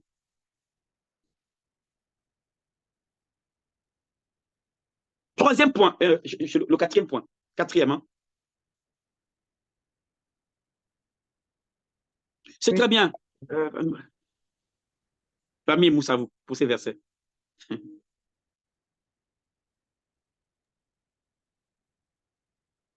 C'est le quatrième point, sauf 1 à 3. Prenez ceci, lisez, et vous allez voir, vous allez faire un shift dans votre, dans votre vie. Vous allez voir la croissance dans votre vie spirituelle. Quatrième point, c'est le psaume 1 à 3. Et c'est un verset, un passage que vous connaissez. Allons-y. Psaume On 1. va On va maintenant aller vite. Psaume Oui. chapitre 1 du verset 1 au verset 3. Bienheureux Oui. l'homme qui ne marche pas dans le conseil des méchants et C'est qui ne ça, se... ça veut dire que, et voilà, ça veut dire qu'il ne marche pas dans le conseil des méchants. Ça veut dire que, en fait, écoutez-moi bien, écoutez très, très, très bien. Votre progression sur le plan spirituel dépend de qui marche avec vous.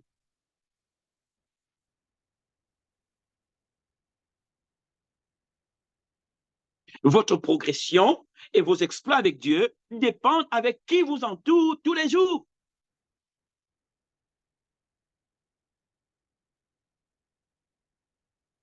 La progression ou le développement de votre foi ne dépend pas seulement du temps que vous passez dans la parole, mais de qui marche avec vous, parce que vous prenez aussi de ceux qui marchent avec vous.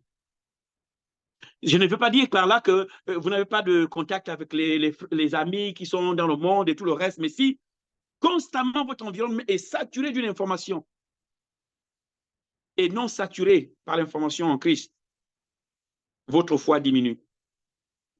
Vos barrières que vous avez mises en place diminuent. Ceux qui s'assemblent se ressemblent. On a des collègues, donc on ne peut pas dire qu'on va marcher, voilà, non, on a des collègues, on parle avec les collègues et tout le reste, mais attention à certaines conversations qui peuvent polluer l'homme spirituel et éteindre le feu. Vous devez, quand la parole de Dieu dit, garde ton cœur plus que toute autre chose, ça veut dire que protège ton homme spirituel. Parce que vos oreilles, écoutez bien, vos oreilles sont les portes de votre esprit, vos yeux sont les portes de votre esprit, et c'est...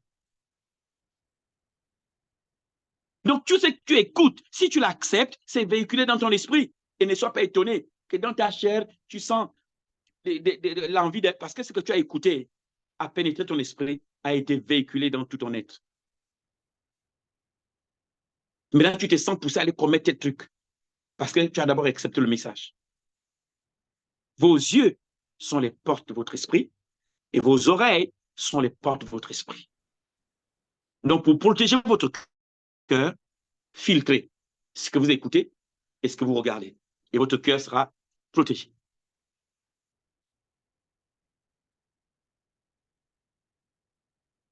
Quelqu'un m'a dit, mais prophète, comment tu fais pour garder cette intensité depuis des années? On ne te voit pas diminuer, on ne te voit pas. Il dit, parce que je veille à protéger jalousement ce que je pense que Dieu m'a donné. Que les gens croient à cela ou pas, je sais ce qu'il m'a donné. Et je le protège du mieux que je peux avec son aide, bien sûr.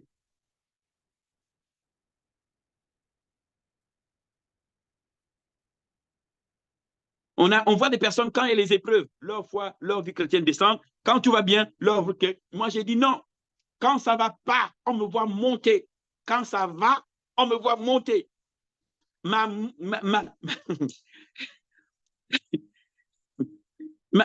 L'exponentiation ou le développement de vie spirituelle ne doit pas être conditionné par les circonstances. Paul a dit, maintenant je suis capable de vivre sans et vivre avec. Ça veut dire que Paul a passé une classe. Paul était devenu indépendant des circonstances. Il dit, je peux vivre sans le manque, avec le manque. Et je peux vivre avec la plénitude. Que je possède ou je ne possède pas, ma vie ne change pas. I've passed that level. J'ai dépassé ce stade où ma vie spirituelle reflète les conditions que je vis. Quand ça ne va pas, ma vie spirituelle est chaos. Et là, je parle de oh, je vis par la foi. Quand tout va bien, ma foi n'est plus là, puisque je ne dis plus que je vis par la foi, parce qu'il y a quelque chose. Ma foi n'est pas conditionnée par ce que j'ai ou je n'ai pas. Tu dois passer cette classe. Pass that level. En fait, ton visage est devenu, tous les voisins peuvent lire quand ça va et quand ça ne va pas. Non! Quand ça ne va pas, tu mets tes beaux habits, tu mets ta chaussure et tu sors. Parce que ce n'est pas parce que tu manques que tu as cessé d'être un prince ou une princesse. You still a princess. You still a prince. Et tu n'as pas été déclaré princesse et prince parce que toi-même ton compte est plein. C'est à cause de l'argent de ton père et la position de ton père que tu es prince et princesse. Par conséquent, si dans ton compte, il n'y a pas, le prince n'est pas prince parce qu'il a un compte plein lui-même. C'est parce qu'il y a le compte de son papa.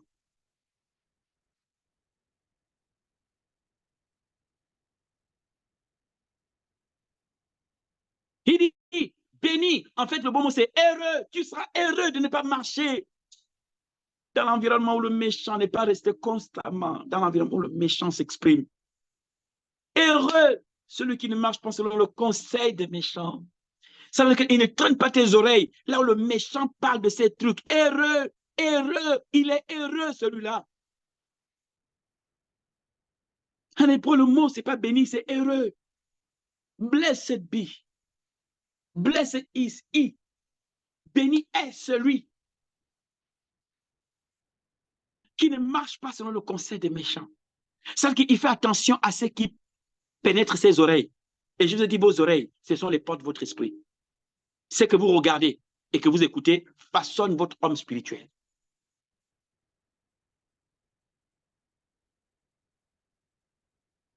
Continue, s'il te plaît.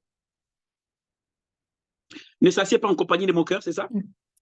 Oui, ne marche pas dans le conseil des méchants, ne se tient pas dans le chemin des pécheurs et ne s'assied pas au siège des moqueurs. Bien, qui sont les moqueurs? Les moqueurs, ce n'est pas celui, tu vois, nous on avait au pays comme ça des jeunes là qui voient quand ils voient un monsieur passer avec une chaussure et qui n'avait pas une semelle. Ça veut dire qu'il y a un pied qui n'a pas de semelle, l'autre une semelle. Donc ils rient, oh le monsieur là, c'est pas ça dont il parle. Les moqueurs, pour eux, rien n'est sacré. Ils peuvent se permettre de fouler aux pieds les choses saintes. Les moqueurs, c'est quand ils regardent l'onction, ils disent que c'est quoi? Et moi, lui là, l'homme de Dieu là, et ça sont les moqueurs. Rien n'est sacré pour eux. Il dit, ne t'assieds pas avec les personnes pour qui rien n'est sacré. Il piétine le sacré comme si de rien n'était. Et la parole de Dieu dit, on ne peut pas mettre des précieuses choses entre les mains des pourceaux. Parce que les pourceaux ne trouvent rien, bien la boue, rien n'est précieux pour eux. Si tu prends un cochon, tu mets même une veste, peu importe le nombre, mais qui coûte des milliards d'euros. Quand tu as fini de porter ça, il se jette dans la boue. Toi, tu dis, yeah! Parce qu'ils ne connaissent pas les choses précieuses. Il dit, ne t'assieds pas avec eux. Il n'a pas dit, ne travaille pas avec eux. Il dit, s'asseoir, ça veut dire qu'en fait, c'est devenu une atmosphère dans laquelle tu vis. Tu vis avec les moqueurs. Tu t'assois avec les personnes qui parlent mal de ton Seigneur, qui parlent mal des choses que ton Seigneur fait. Ils se permettent de dire et d'insulter les gloires et tout le reste. Il dit, ne t'assois pas avec eux. Si tu t'assois avec un moqueur et qu'il parle mal des choses du Seigneur et tu ne réagis pas, c'est comme si tu avais fait. Donc, vaut mieux quitter l'endroit. Si tu n'as pas à être en conflit avec ces personnes, ils attaquent ce que tu es. Quelqu'un a dit, celui qui ne dit rien consent. C'est pourquoi dans le christianisme, quand l'ennemi t'attaque, ne reste pas la bouche fermée, parce que celui qui ne dit rien consent. Tu dis, I refuse to die. Je refuse de mourir. I refuse to be sick. Je refuse d'être malade. I refuse to be defeated. Je refuse d'être vaincu. I refuse to be oppressed. Je refuse d'être oppressé. Vous devez parler. Ne restez pas comme ça. Ah Dieu, il dit, il fera, il agit. Non, tu parles. Il dit, quand tu crois de ton cœur, tu parviens à la justice, mais quand tu déclares, tu parviens au salut. C'est que le salut est lié à ta déclaration. Si tu sens que ta vie ne va pas dans le bon chemin, tu dis, I refuse, je refuse que ma vie prenne cette direction.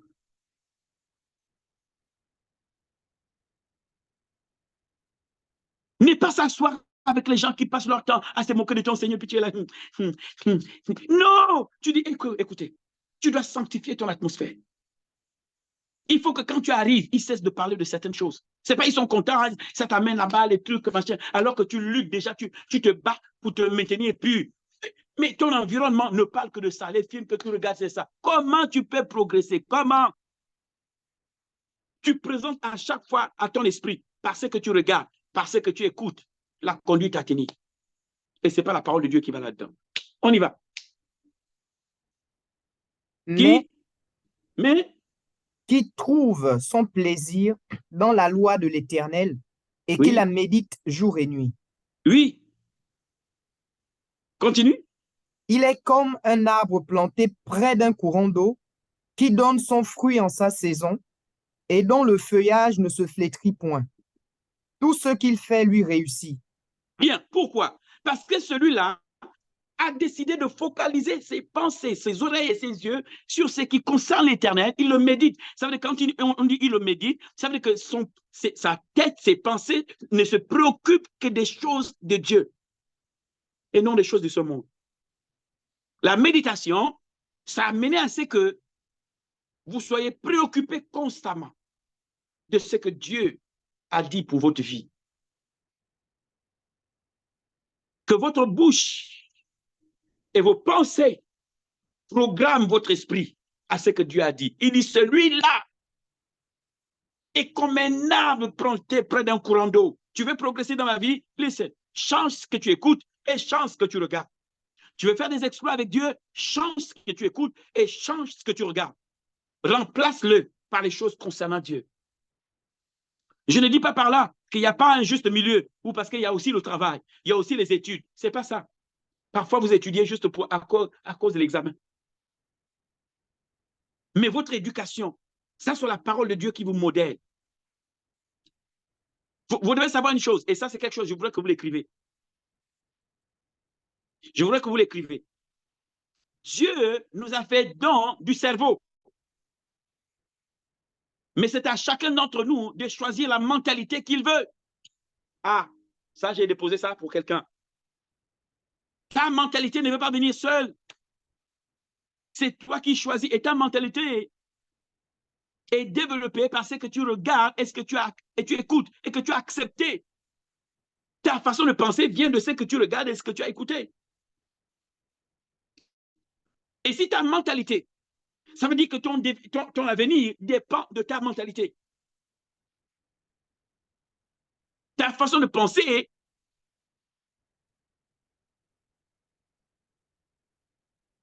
si devant chaque challenge, tu décides d'abandonner, ça veut dire qu'il y a des enseignements qui te manquent. Ton mental n'est pas programmé pour t'amener plus loin. Quand l'ennemi, écoutez-moi bien, ce n'est pas la sorcellerie.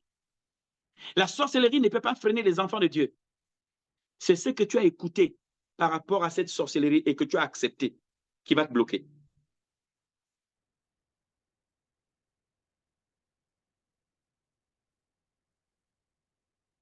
Quelqu'un dit, ce que tu écoutes programme ton système de pensée. Et ton système de pensée véhicule à ton esprit l'attitude adoptée.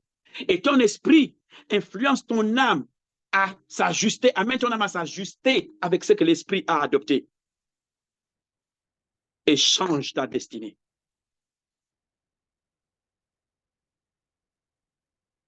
Donc, vous avez besoin que la parole de Dieu, et quand je dis la parole de Dieu, ce n'est pas tous les enseignements qui viennent, oh, attraper les arbres, oh, il y a une chauve-souris qui est venue, en fait, on était comme ça. Ce n'est pas ça que je cherche.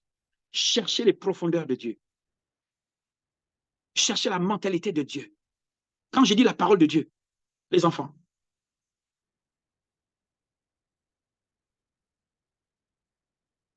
vous ne gagnez pas un combat spirituel parce que vous avez crié au nom de Jésus 100 fois. C'est parce que vous êtes enraciné quelque part. Il dit, ils sont comme un arbre planté.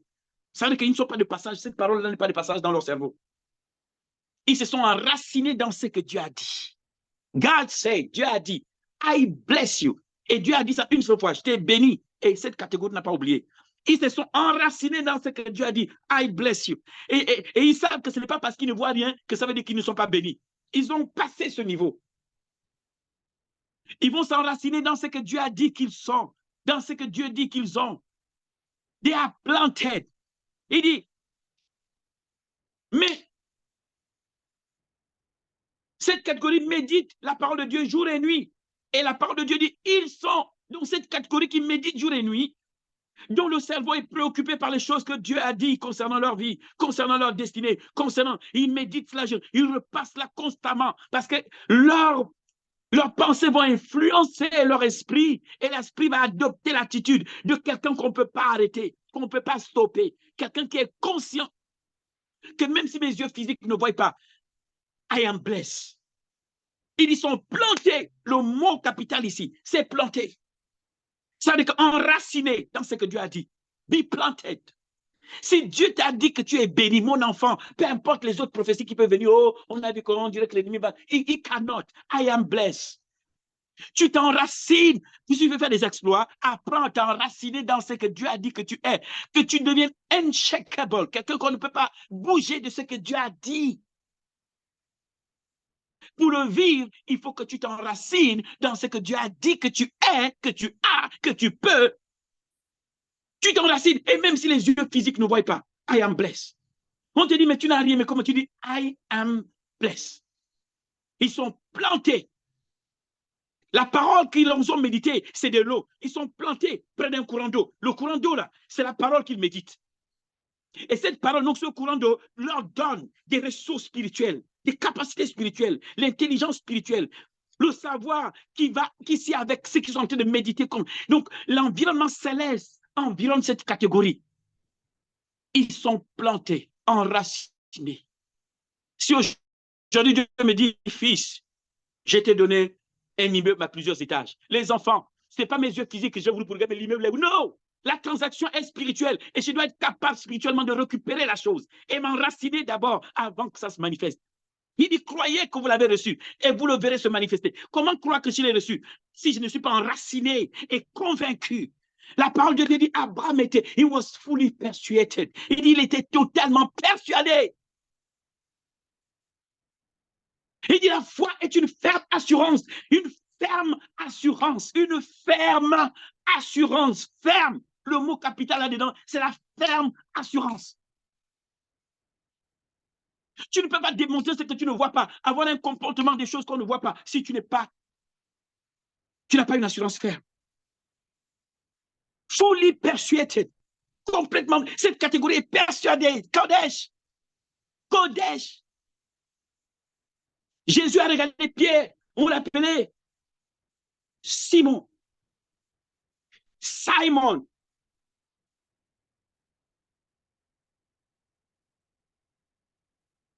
Fils de Jean. Il dit son of John. Il dit Simon, the son of John. Jésus regarde et il voit que Pierre est vacillant. Tantôt il croit, tantôt il ne croit pas. Tantôt il avance, tantôt il n'avance pas. Et Dieu lui dit non, à partir d'aujourd'hui, tu es Pierre, stable. Quelqu'un, quand il est établi, il ne bouge pas. On ne peut pas le bouger de ce que Dieu a dit qu'il a ou de ce que Dieu dit qu'il peut ou qu'il possède. Il est planté, enraciné. Ça, c'est la partie où commencent les exploits, les enfants. Avec ce que Dieu vous a dit. Ce n'est pas Dieu, tu as dit, tu avais dit, ce n'est pas ça. Est-ce que tu es planté dedans? Est-ce que tu es enraciné? Quand tu es enraciné dans ce que Dieu dit, personne ne peut te convaincre le contraire. They cannot. Il faut seulement que tu te rassures que c'est Dieu qui t'a dit. Si c'est Dieu qui t'a dit, tu t'enracines. Et Psaume 91, verset 1 dit, celui qui demeure, he that dwelleth. Celui qui demeure, ou bien celui qui est planté, il n'est pas de passage, il n'est pas en transit, il est planté dans ce que Dieu a dit. God said, I protect you. Dieu dit, je te protège. Même si je sens, oh, l'ennemi a touché là, j'ai dit, you are a liar. I am protected. Je peux encore faire des jeunes, oh, Dieu qui avait dit que je suis protégé et tu vas dans tous les sens. Non, tu es enraciné. Tu es bâti sur ce que Dieu a dit que tu es, que tu as pour les exploits. Est-ce que vous êtes là? Est-ce que les gens sont là? Are you there? Amen, amen.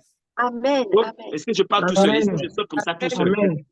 Amen. On papa. est là. Amen. Amen. Si vous n'êtes pas des personnes Amen. qui peuvent s'enraciner, si vous ne pouvez pas vous enraciner sur ce que Dieu a dit, quelqu'un peut facilement vous tromper, vous dire non, mais c'est faux, tu sais, on a essayé, on n'a pas.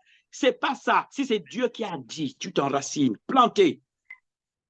Il dit ceux qui sont plantés près d'un courant d'eau, dont le feuillage ne flétrit point. C'est-à-dire qu'il peut avoir la sécheresse, il peut avoir la sécheresse spirituelle ou physique, ou leur feuillage ne flétrit point. À cause de la position qu'ils ont par rapport à ce qui leur a été dit les concernant. Enracinés et plantés. En fait, ils sont en train de devenir eux-mêmes la prophétie qui a été donnée. Ils ont cessé d'avoir reçu une prophétie, ils sont devenus des prophéties. La partie la plus difficile, c'est envoyer les racines dans ce que Dieu vous a dit, qui passe par la méditation. Je suis ce qu'il a dit. I am blessed. I'm prosper. Nous passons notre temps à déclarer cela dans le futur, mais tout ce que Dieu vous a donné n'est pas dans le futur. Vous le transportez en vous, in Christ. Parce que toutes ces bénédictions sont en Christ et Christ est en vous. Donc l'étape importante dans l'exploit avec Dieu, c'est vous convaincre vous-même que vous êtes ce que Dieu dit. Au lieu de le déclarer d'abord, c'est bien de déclarer, mais si vous n'êtes pas conscient que vous êtes ce que vous dites, ça n'a pas d'effet. On a dit qu'il ne doute point dans son cœur que ce qu'il dit arrive. Donc il faut d'abord que vous soyez convaincus que ce que Dieu a dit que vous êtes, vous l'êtes. Que vous voyez les choses physiquement ou pas. Vous êtes ce que Dieu dit que vous êtes. Et vous devez planter, demeurer. Il y a un autre passage qui dit, psaume 92, peut-être 13 ou 14, il dit, plantez dans la maison de Dieu. Ils croissent comme des oliviers verdoyants. Ils croissent dans la maison de Dieu. Plantez, le mot ici, plantez dans ce que Dieu t'a dit. Plantez, enracinez. Que personne ne soit capable de venir te tromper et te déraciner de ce que Dieu a dit que tu es, tu as, tu peux et tu auras.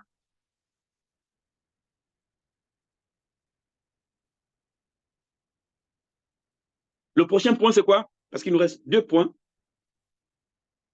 Est-ce qu'il est là, capable? Le point numéro 5.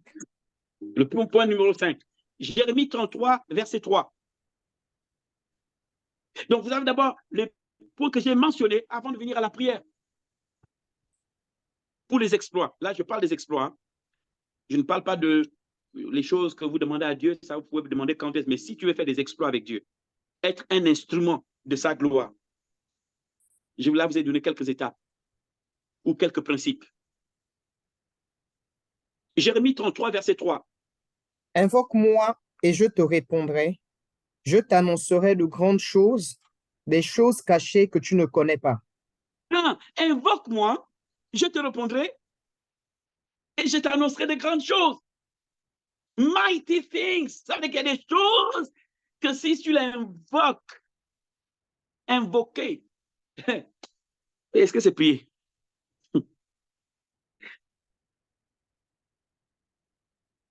Invoquer, c'est pas prier. Invoque-moi ou prie-moi. Invoquer, c'est quand quelqu'un a soif et écrit. La parole de Dieu et les enfants de Dieu crièrent à l'Éternel. Ça veut dire qu'ils ont invoqué l'Éternel. Crièrent à l'Éternel. Face à une situation, ils ont crié. C'est-à-dire que parfois, quand tu invoques le Seigneur, tu n'as même pas plusieurs mots. C'est Seigneur, Seigneur dans la prière. God, God. Il dit invoque-moi et je répondrai. Il dit je t'annoncerai des grandes choses, des choses que tu ne connais pas. Ça veut dire que tu as des grandes choses qui te sont réservées, que tu ne connais pas, à moins que tu les invoques. You must be a God seeker. Tu dois devenir celui qui cherche Dieu constamment, languer après Dieu. Il ne dit jamais que je suis arrivé, maintenant je connais trop les enfants. Ça ne me traverse jamais. Quelqu'un m'a dit, mais comment tu es humble comme ça? J'ai dit, parce que je ne pense jamais que je suis arrivé. Et je refuse de passer un seul instant que j'ai pu épuiser tout ce que Dieu a envie que j'exploite ou que je puisse manifester. Donc, je suis constamment en train d'apprendre. Je suis resté dépendant de Dieu et continue à le laisser m'amener.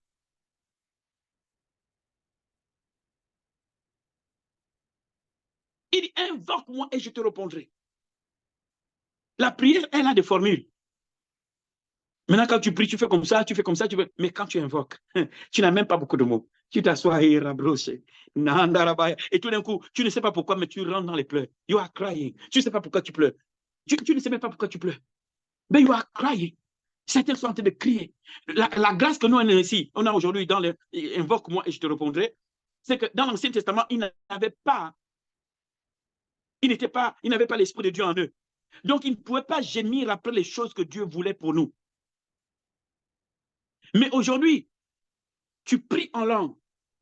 Et à un moment donné, l'Esprit de Dieu prend. Parce que l'Esprit de Dieu, c'est sans que tu n'arrives pas à saisir ce que le ciel veut te donner. Et l'Esprit de Dieu t'entraîne dans ces niveaux de prière en langue. Vous savez, vous pouvez prier en langue parce que c'est vous qui priez. Ce n'est pas l'Esprit de Dieu qui prie. Quand vous priez en langue, c'est vous qui priez. Et vous commencez à prier en langue, vous pouvez laver les assiettes, vous pouvez faire la même chose tout en priant, balayer tout en priant, mais quand l'Esprit de Dieu prend, vous lâchez le balai. Vous sentez qu'il faut que vous vous asseyez. Vous sentez qu'il faut que vous vous mettiez par terre. Vous sentez que vous devez vous mettre à genoux. Et là, l'Esprit de Dieu vous amène dans les profondeurs parce que l'Esprit de Dieu a quelque chose à communiquer à votre esprit. Et il vous tire in a deep time of prayer. Vous avez l'impression qu'il n'y a plus de mots. On dirait que on dirait le corps manque de force. Tant que vous n'êtes pas arrivé à ce niveau où quand vous priez en langue, l'Esprit de Dieu vous amène dans les profondeurs. Et soit, ça se manifeste, la parole de Dieu dit, parfois, nous ne savons pas quoi demander. Mais l'Esprit de Dieu s'élève en intercession. Parce que l'Esprit de Dieu s'élève en intercession en vous, pas au ciel, mais inside you. Son intercession, ce n'est pas qu'il intercède, comme on dit quelqu'un intercède pour quelqu'un. Non, il nous tire vers les choses ou comment on devrait s'aligner par rapport à Dieu dans la situation que nous traversons, dans la soif. Certains commencent à gémir. Où ils se mettent à prier en langue et tout d'un coup, ils rentrent dans des moments de gémissement où ils sentent que le baba tire et ils sont là, ah, rakata, sharabaya, ah, pare, sate, mande, kere. Là, vous comprenez que l'Esprit de Dieu a pris le contrôle et vous devez le laisser. Ne coupez pas jusqu'à ce que lui vous lâche. Vous allez comme ça, aishkere, oda, edi, ka, so, raka, deshe, ka, ah, ah. Après, parfois, il n'y a plus de mots. D'autres, c'est pleurer, pleurer, pleurer, pleurer, pleurer, pleurer. Et vous restez comme ça. Ne coupez pas vous-même. Mais pourquoi je pleure? Pourquoi? Non, laissez l'Esprit de Dieu. Pour certains, c'est le ventre qui tire ou le bas-ventre, on va dire ça comme ça. Mais ce n'est pas une douleur, ce n'est pas un problème. C'est que l'Esprit de Dieu en vous, en train de vous ouvrir vers une autre dimension, en train de vous pousser vers d'autres choses, de l'Esprit de Dieu. Et vous rentrez. Parfois, certains n'ont même plus de mots. Personne qui ne pleure pas, le bas ne tire pas, mais ils sont là, Seigneur, Seigneur, Seigneur. Il n'y a que ça qui sort, Seigneur, Seigneur, Seigneur. Vous sentez cette soif, aller en profondeur, cette soif, à vouloir mieux faire cette soif, à vouloir aller plus haut, cette soif, à vouloir... Et ça vous prend jusqu'à ce qu'il vous lâche.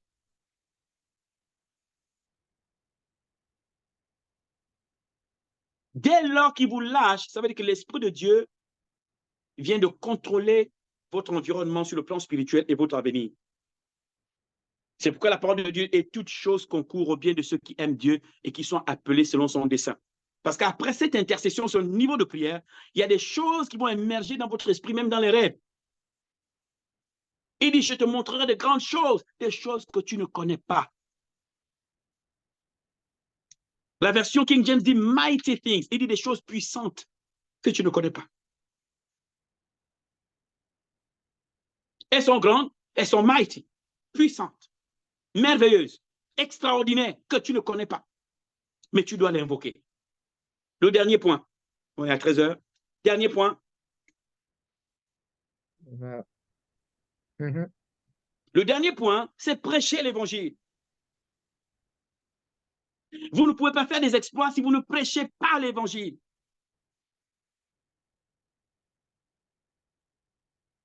Celui qui ne prêche pas l'évangile ne peut pas expérimenter la dynamose de Dieu. The dynamic ability of God. La capacité surnaturelle et dynamique de Dieu. Il n'y a pas que la prière. Il y a aussi prêcher l'évangile.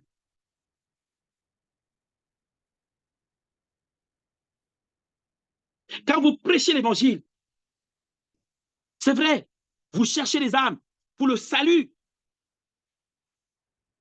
Vous voulez partager aux autres ce que vous avez vécu. Vous avez compassion des autres et vous voulez que la personne fasse partie de la même nation que toi, céleste. You speak the gospel. Vous savez, la prédication de l'évangile libère la dynamos de Dieu, les prodiges de Dieu, le miracle de Dieu. Vous expérimentez les dons spirituels en prêchant l'évangile. Vous ne pouvez pas savoir si vous avez un don de parole de connaissance ou de parole de sagesse si vous n'êtes pas quelqu'un qui partage aux autres l'évangile. Aussi longtemps que vous êtes assis, vous ne saurez pas ce que Dieu a déposé en vous. Kodesh, écoute-moi bien. Il est temps de se multiplier. Il est temps que les gens entendent votre message. Prêchez l'évangile. Et bien que nous sommes un centre de prière, mais le but, c'est annoncer Jésus. Parce que nous sommes là, pas seulement pour prier pour les gens, mais aussi pour que les gens soient sauvés. Donc, nous prêchons aussi l'évangile. C'est la première mission, prêcher l'évangile. Et ensuite, qu'est-ce qu'on va faire? On va les enseigner pour en faire des fils et des rois et libérer dans l'environnement terrestre. Donc, prier, c'est bien. Prêcher aussi. Parce que si tu pries et tu ne prêches pas, tu ne verras pas la manifestation de la puissance de Dieu que Dieu a libérée en ta faveur quand tu as prié.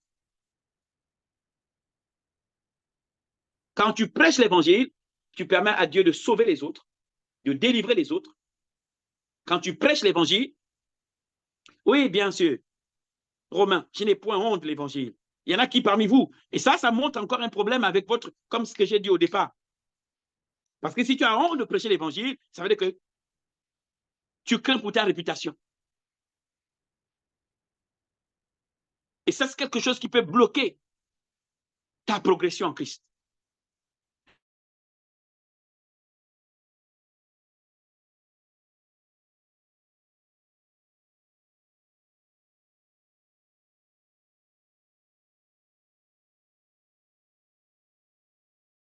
Ah, tu n'étais plus au top, tu étais là, je ne sais pas trop tel nom. Parce que prêcher l'évangile affermit aussi ton témoignage et ton statut en Christ. Quand tu prêches l'évangile, tu affermis.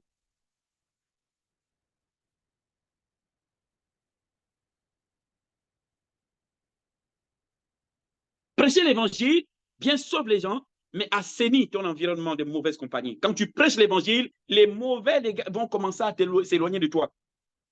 Cela assainit ton environnement de mauvaise compagnie. Je voulais dire, te protège de mauvaise compagnie quand tu prêches l'évangile. Quand tu prêches l'évangile, tu assainis ton atmosphère et affermis ton témoignage.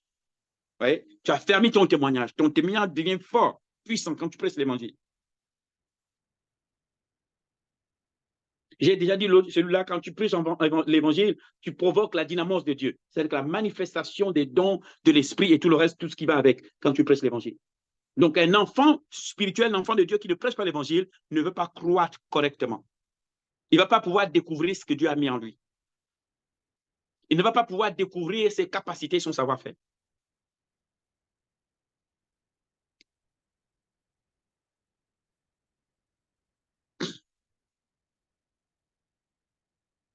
Quand vous prêchez l'évangile, vous programmez votre esprit pour les vagues de capacité de Dieu.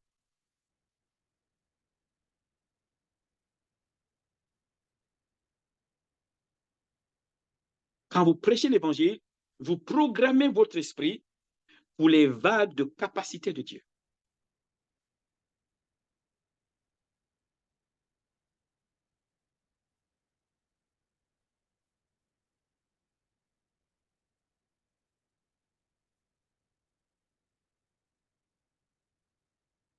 La prédication de l'évangile active l'activité angélique.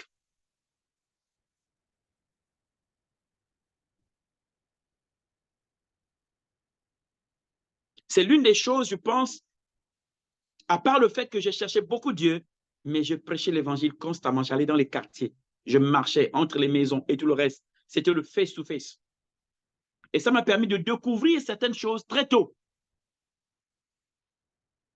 que Dieu était capable de faire.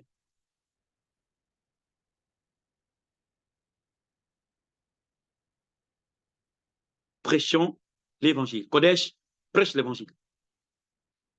Permet à ceux qui doivent faire partie de Kodesh et qui sont encore dans le monde d'y entrer. Beaucoup des nôtres, pas seulement Kodesh, mais pour le royaume, sont encore dans le monde. Et en prêchant l'évangile, on va avoir d'autres frères qui vont venir renforcer notre action aussi dans Kodesh. Kodesh a donc aussi la responsabilité de prêcher l'évangile. C'est la mission de tout le monde, prêcher l'évangile. Et si tu veux faire des exploits avec Dieu, prêche l'évangile. Tu n'as pas besoin d'avoir plusieurs personnes devant toi à l'estrade, face to face. Ta copine, ton collègue, avec sagesse. Hein. On est en Europe, donc je ne sais pas, il y a certains pays ont des lois, mais dans la sagesse, tu sais. Tu sais comment partager. En toute occasion, un membre de Kodesh doit pouvoir partager l'évangile à d'autres personnes. Et ça permet justement au mouvement de se développer, de croître. On n'est pas censé rester comme un club d'amis. On doit se développer. C'est un mouvement. Et pour qu'un mouvement se développe, pour qu'il y ait de la croissance, il faut que chaque membre de Kodesh soit un évangéliste, d'abord. Peu importe le ministère que tu as la responsabilité de gagner des âmes pour le Seigneur. Et quand ces âmes rentrent, eh bien, on les bâtit, on les enseigne et on en fait d'autres capables de gagner d'autres. Et ça fait un mouvement. Ça va comme ça. Le mot de la fin que je vous donnerai, c'est celui-là. C'est que Dieu attend de ses enfants sur terre, c'est qu'ils amènent le ciel sur terre. C'est que le ciel se manifeste sur terre. Au-delà de tout ce que vous voulez comme formation, le but de Dieu, c'est que le ciel se manifeste sur terre. Et s'il était possible, Dieu souhaiterait que la terre devienne un autre ciel.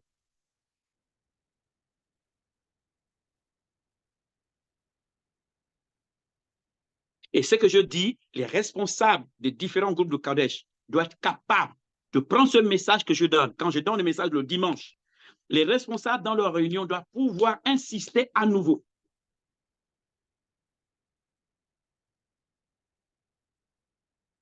Vous le digérez, vous en faites vôtre et vous pouvez ramener en fonction de comment fonctionne dans le groupe, soit en atelier, soit peu importe, mais chacun, rassurez-vous que les membres que vous gérez comprennent, ont bien compris ce que j'ai dit aujourd'hui. Dieu veut que le ciel se manifeste sur terre. Dieu, dans sa vision première, il voulait que la terre ressemble à un autre ciel. C'est pourquoi il dit que ta volonté soit faite sur la terre comme elle est faite au ciel. Si la volonté de Dieu se fait sur terre comme elle est faite dans le ciel, la terre devient un autre ciel.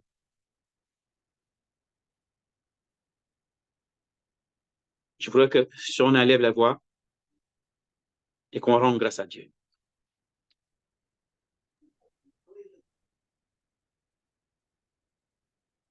Vous pouvez ouvrir vos micros pour ceux qui sont restés connectés et élevez-vous. Rendons la gloire. Oh, Korabayanda, Sababaka, Babayando, Kura, Mama, Mama, Riba Kayanda, Ora baba bashindare mamare ketere aya bashindare mamare ketere baba kantare aya bashindare aya les exploits avec toi. Les exploits, Seigneur. Le plan individuel, le plan collectif, que nous puissions monter les choses, nous puissions vivre. Seigneur éternel, Dieu des armées, je te prie de protéger, Père, casser les limites spirituelles, mentales, psychologiques, limites dans nos pensées, dans nos têtes. Au nom de Jésus, les limites soient brisées, que les limites psychologiques soient brisées, les limites soient brisées, les limites culturelles brisées. Au nom puissant du Seigneur Jésus-Christ de Nazareth, je prie de façon de faire, de façon d'appréhender les choses,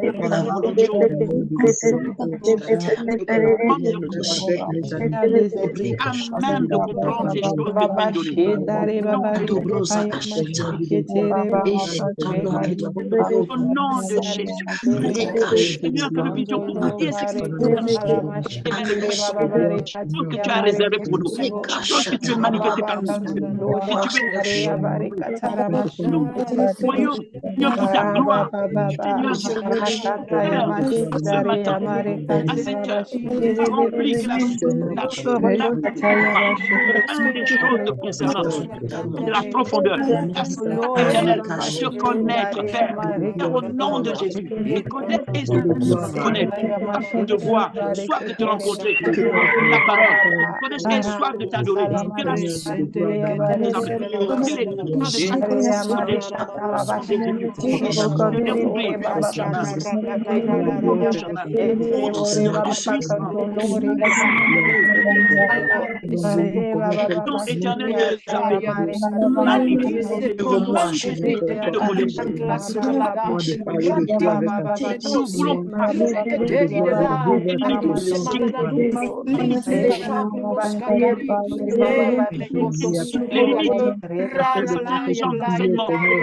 nous voulons connaissance,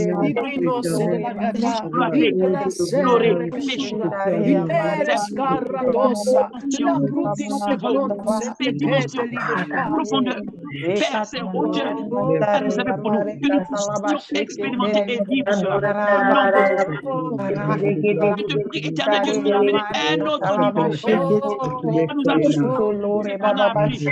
avons tout ce qu'on a entendu. Nous voulons, éternel Dieu des armées, pénétrer la grandeur de Dieu, de Dieu, dans des choses de Dieu. Nous voulons aller saisir la faim et la soif de ta présence, la faim et la soif de ta parole, la faim et la soif de Dieu.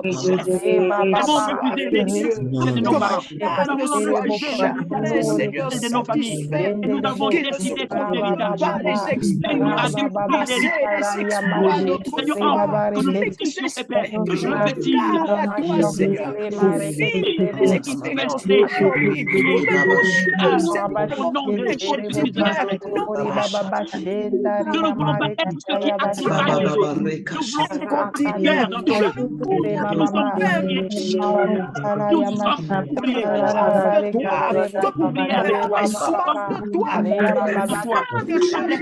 Seigneur, aide notre marche, affermir notre marche, aide-nous, Seigneur, à nettoyer notre environnement, qui peut nous amener à nous arrêter, à nous décourager. Éloigne Dieu de nous, éloigne-nous. Quand Israël est reçu dans le désert, celui qui des personnes qui te cherchent, que nous soyons, que nous ayons comme compagnons, des gens qui peuvent nous encourager,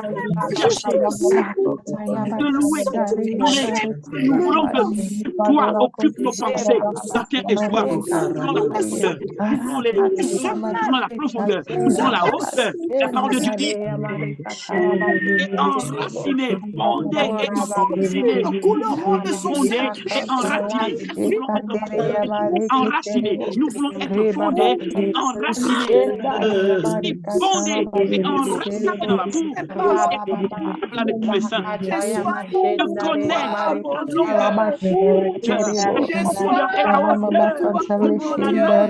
longueur, la profondeur et la hauteur. Non, du Seigneur Jésus, la hauteur, la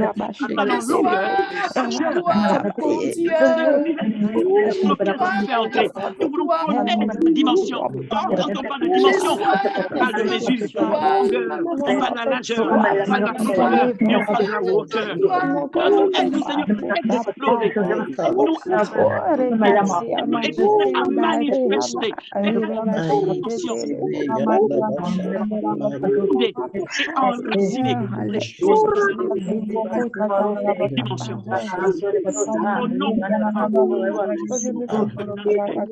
Au nom de Jésus, je prie pour le feu, la prière, la prédication, le feu de l'évangile, sature les cœurs, sature l'esprit, nos esprits sont tu pries cette puissance. L'importance de méditer. Chose éternelle, soit inscrite dans nos vies. Nous ne voulons pas être des chrétiens rapides. Nous ne voulons pas être des chrétiens rétrogrades. Nous ne voulons pas être des chrétiens qui s'en servent à tout le temps. Des personnes, la parole de Dieu dit, des rochers.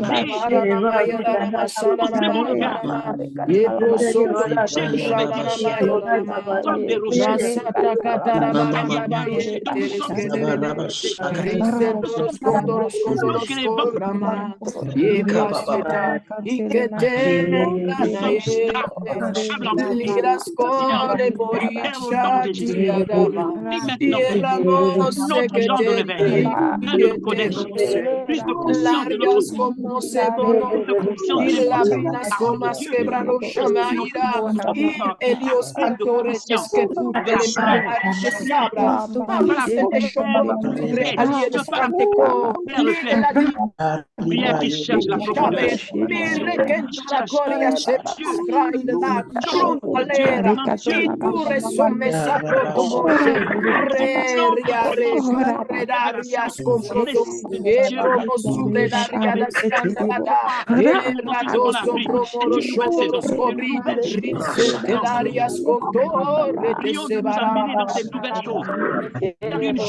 sur le point d'arriver.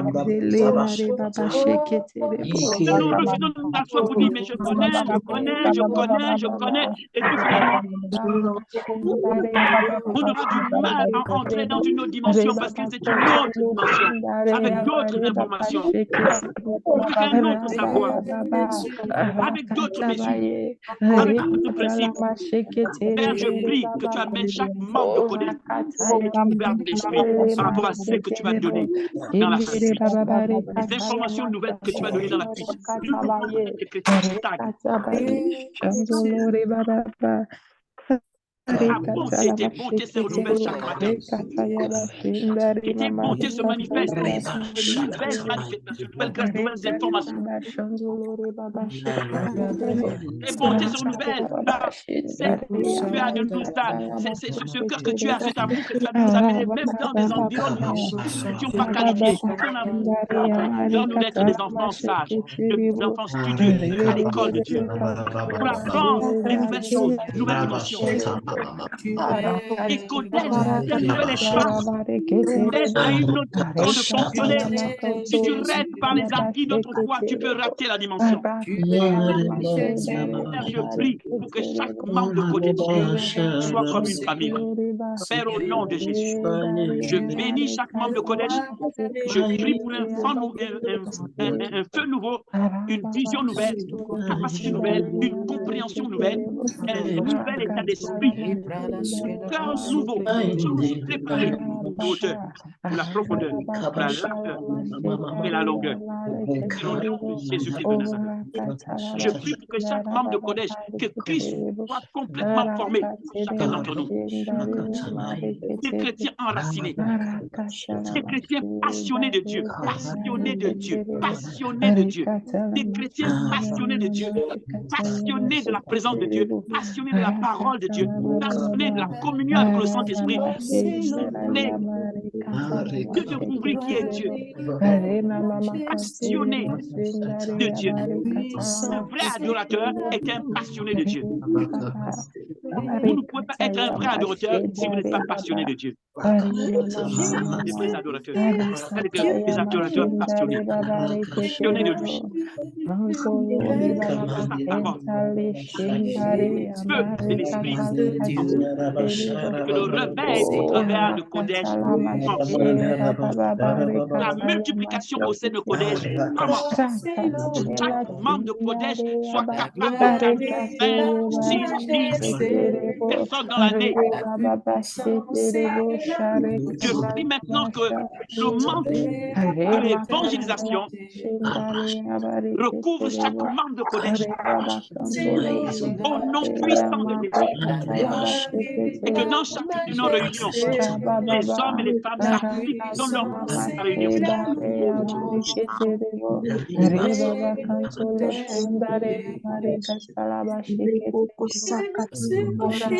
Amen, amen. Amen. Maintenant, ce que je vous demande, si vous êtes en France, en Allemagne, peu importe vous êtes au Gabon, et peu importe vous êtes ou au Maroc, lorsqu'il y a réunion, vos réunions, vous devez assister et être fidèle à ces réunions. Amen. Vous n'êtes pas des Okumbéis ou des hommes, non, vous êtes des chrétiens, des gens qui suivent Christ, pas moi, je ne suis pas votre Dieu. Amen. Soyez présents à ces réunions. Amen. Et donnez de l'importance à vos réunions. Amen. Et aux choses qui se font dans les réunions. Alléluia. J'ai des enfants qui sont en train de prendre la place et vous allez de moins en moins me voir en train de m'occuper de la France, de l'Allemagne parce que j'ai des enfants qui aiment. Amen. Amen. On va avancer vers quelque chose, les enfants.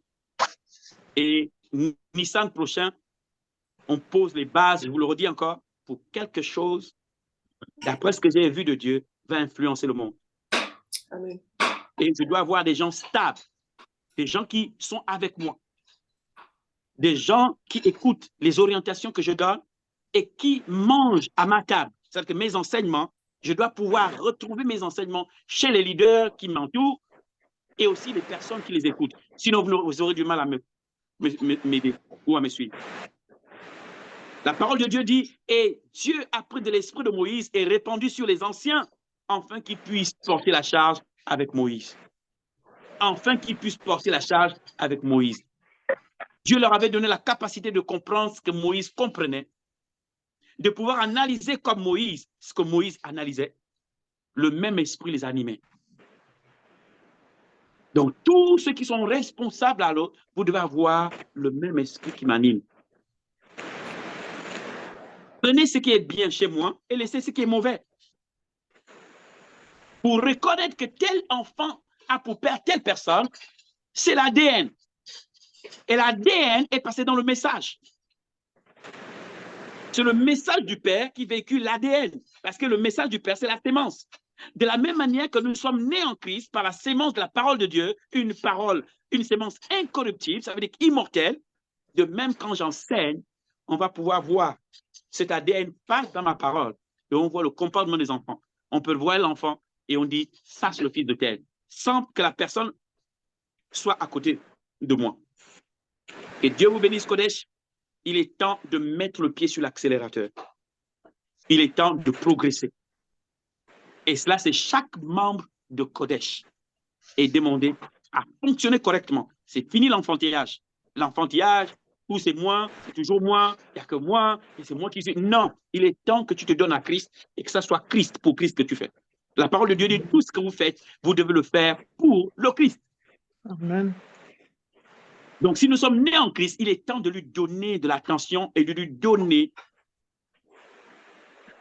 notre cœur, notre âme, afin de vivre les choses pour lesquelles il nous a appelés. Que Dieu vous bénisse et Dieu vous garde. Dieu bénisse votre week-end et que Dieu bénisse votre semaine qui va se lever. N'oubliez pas ceci. Avec Dieu, le meilleur est toujours à venir. Le meilleur n'est pas ce que vous avez vu, le meilleur est toujours à venir. Et n'oubliez pas, votre destinée n'est pas liée à ceux qui vous quittent, votre destinée est liée à ceux qui restent avec vous. God bless you. Shalom, shalom. Bye bye. Shalom.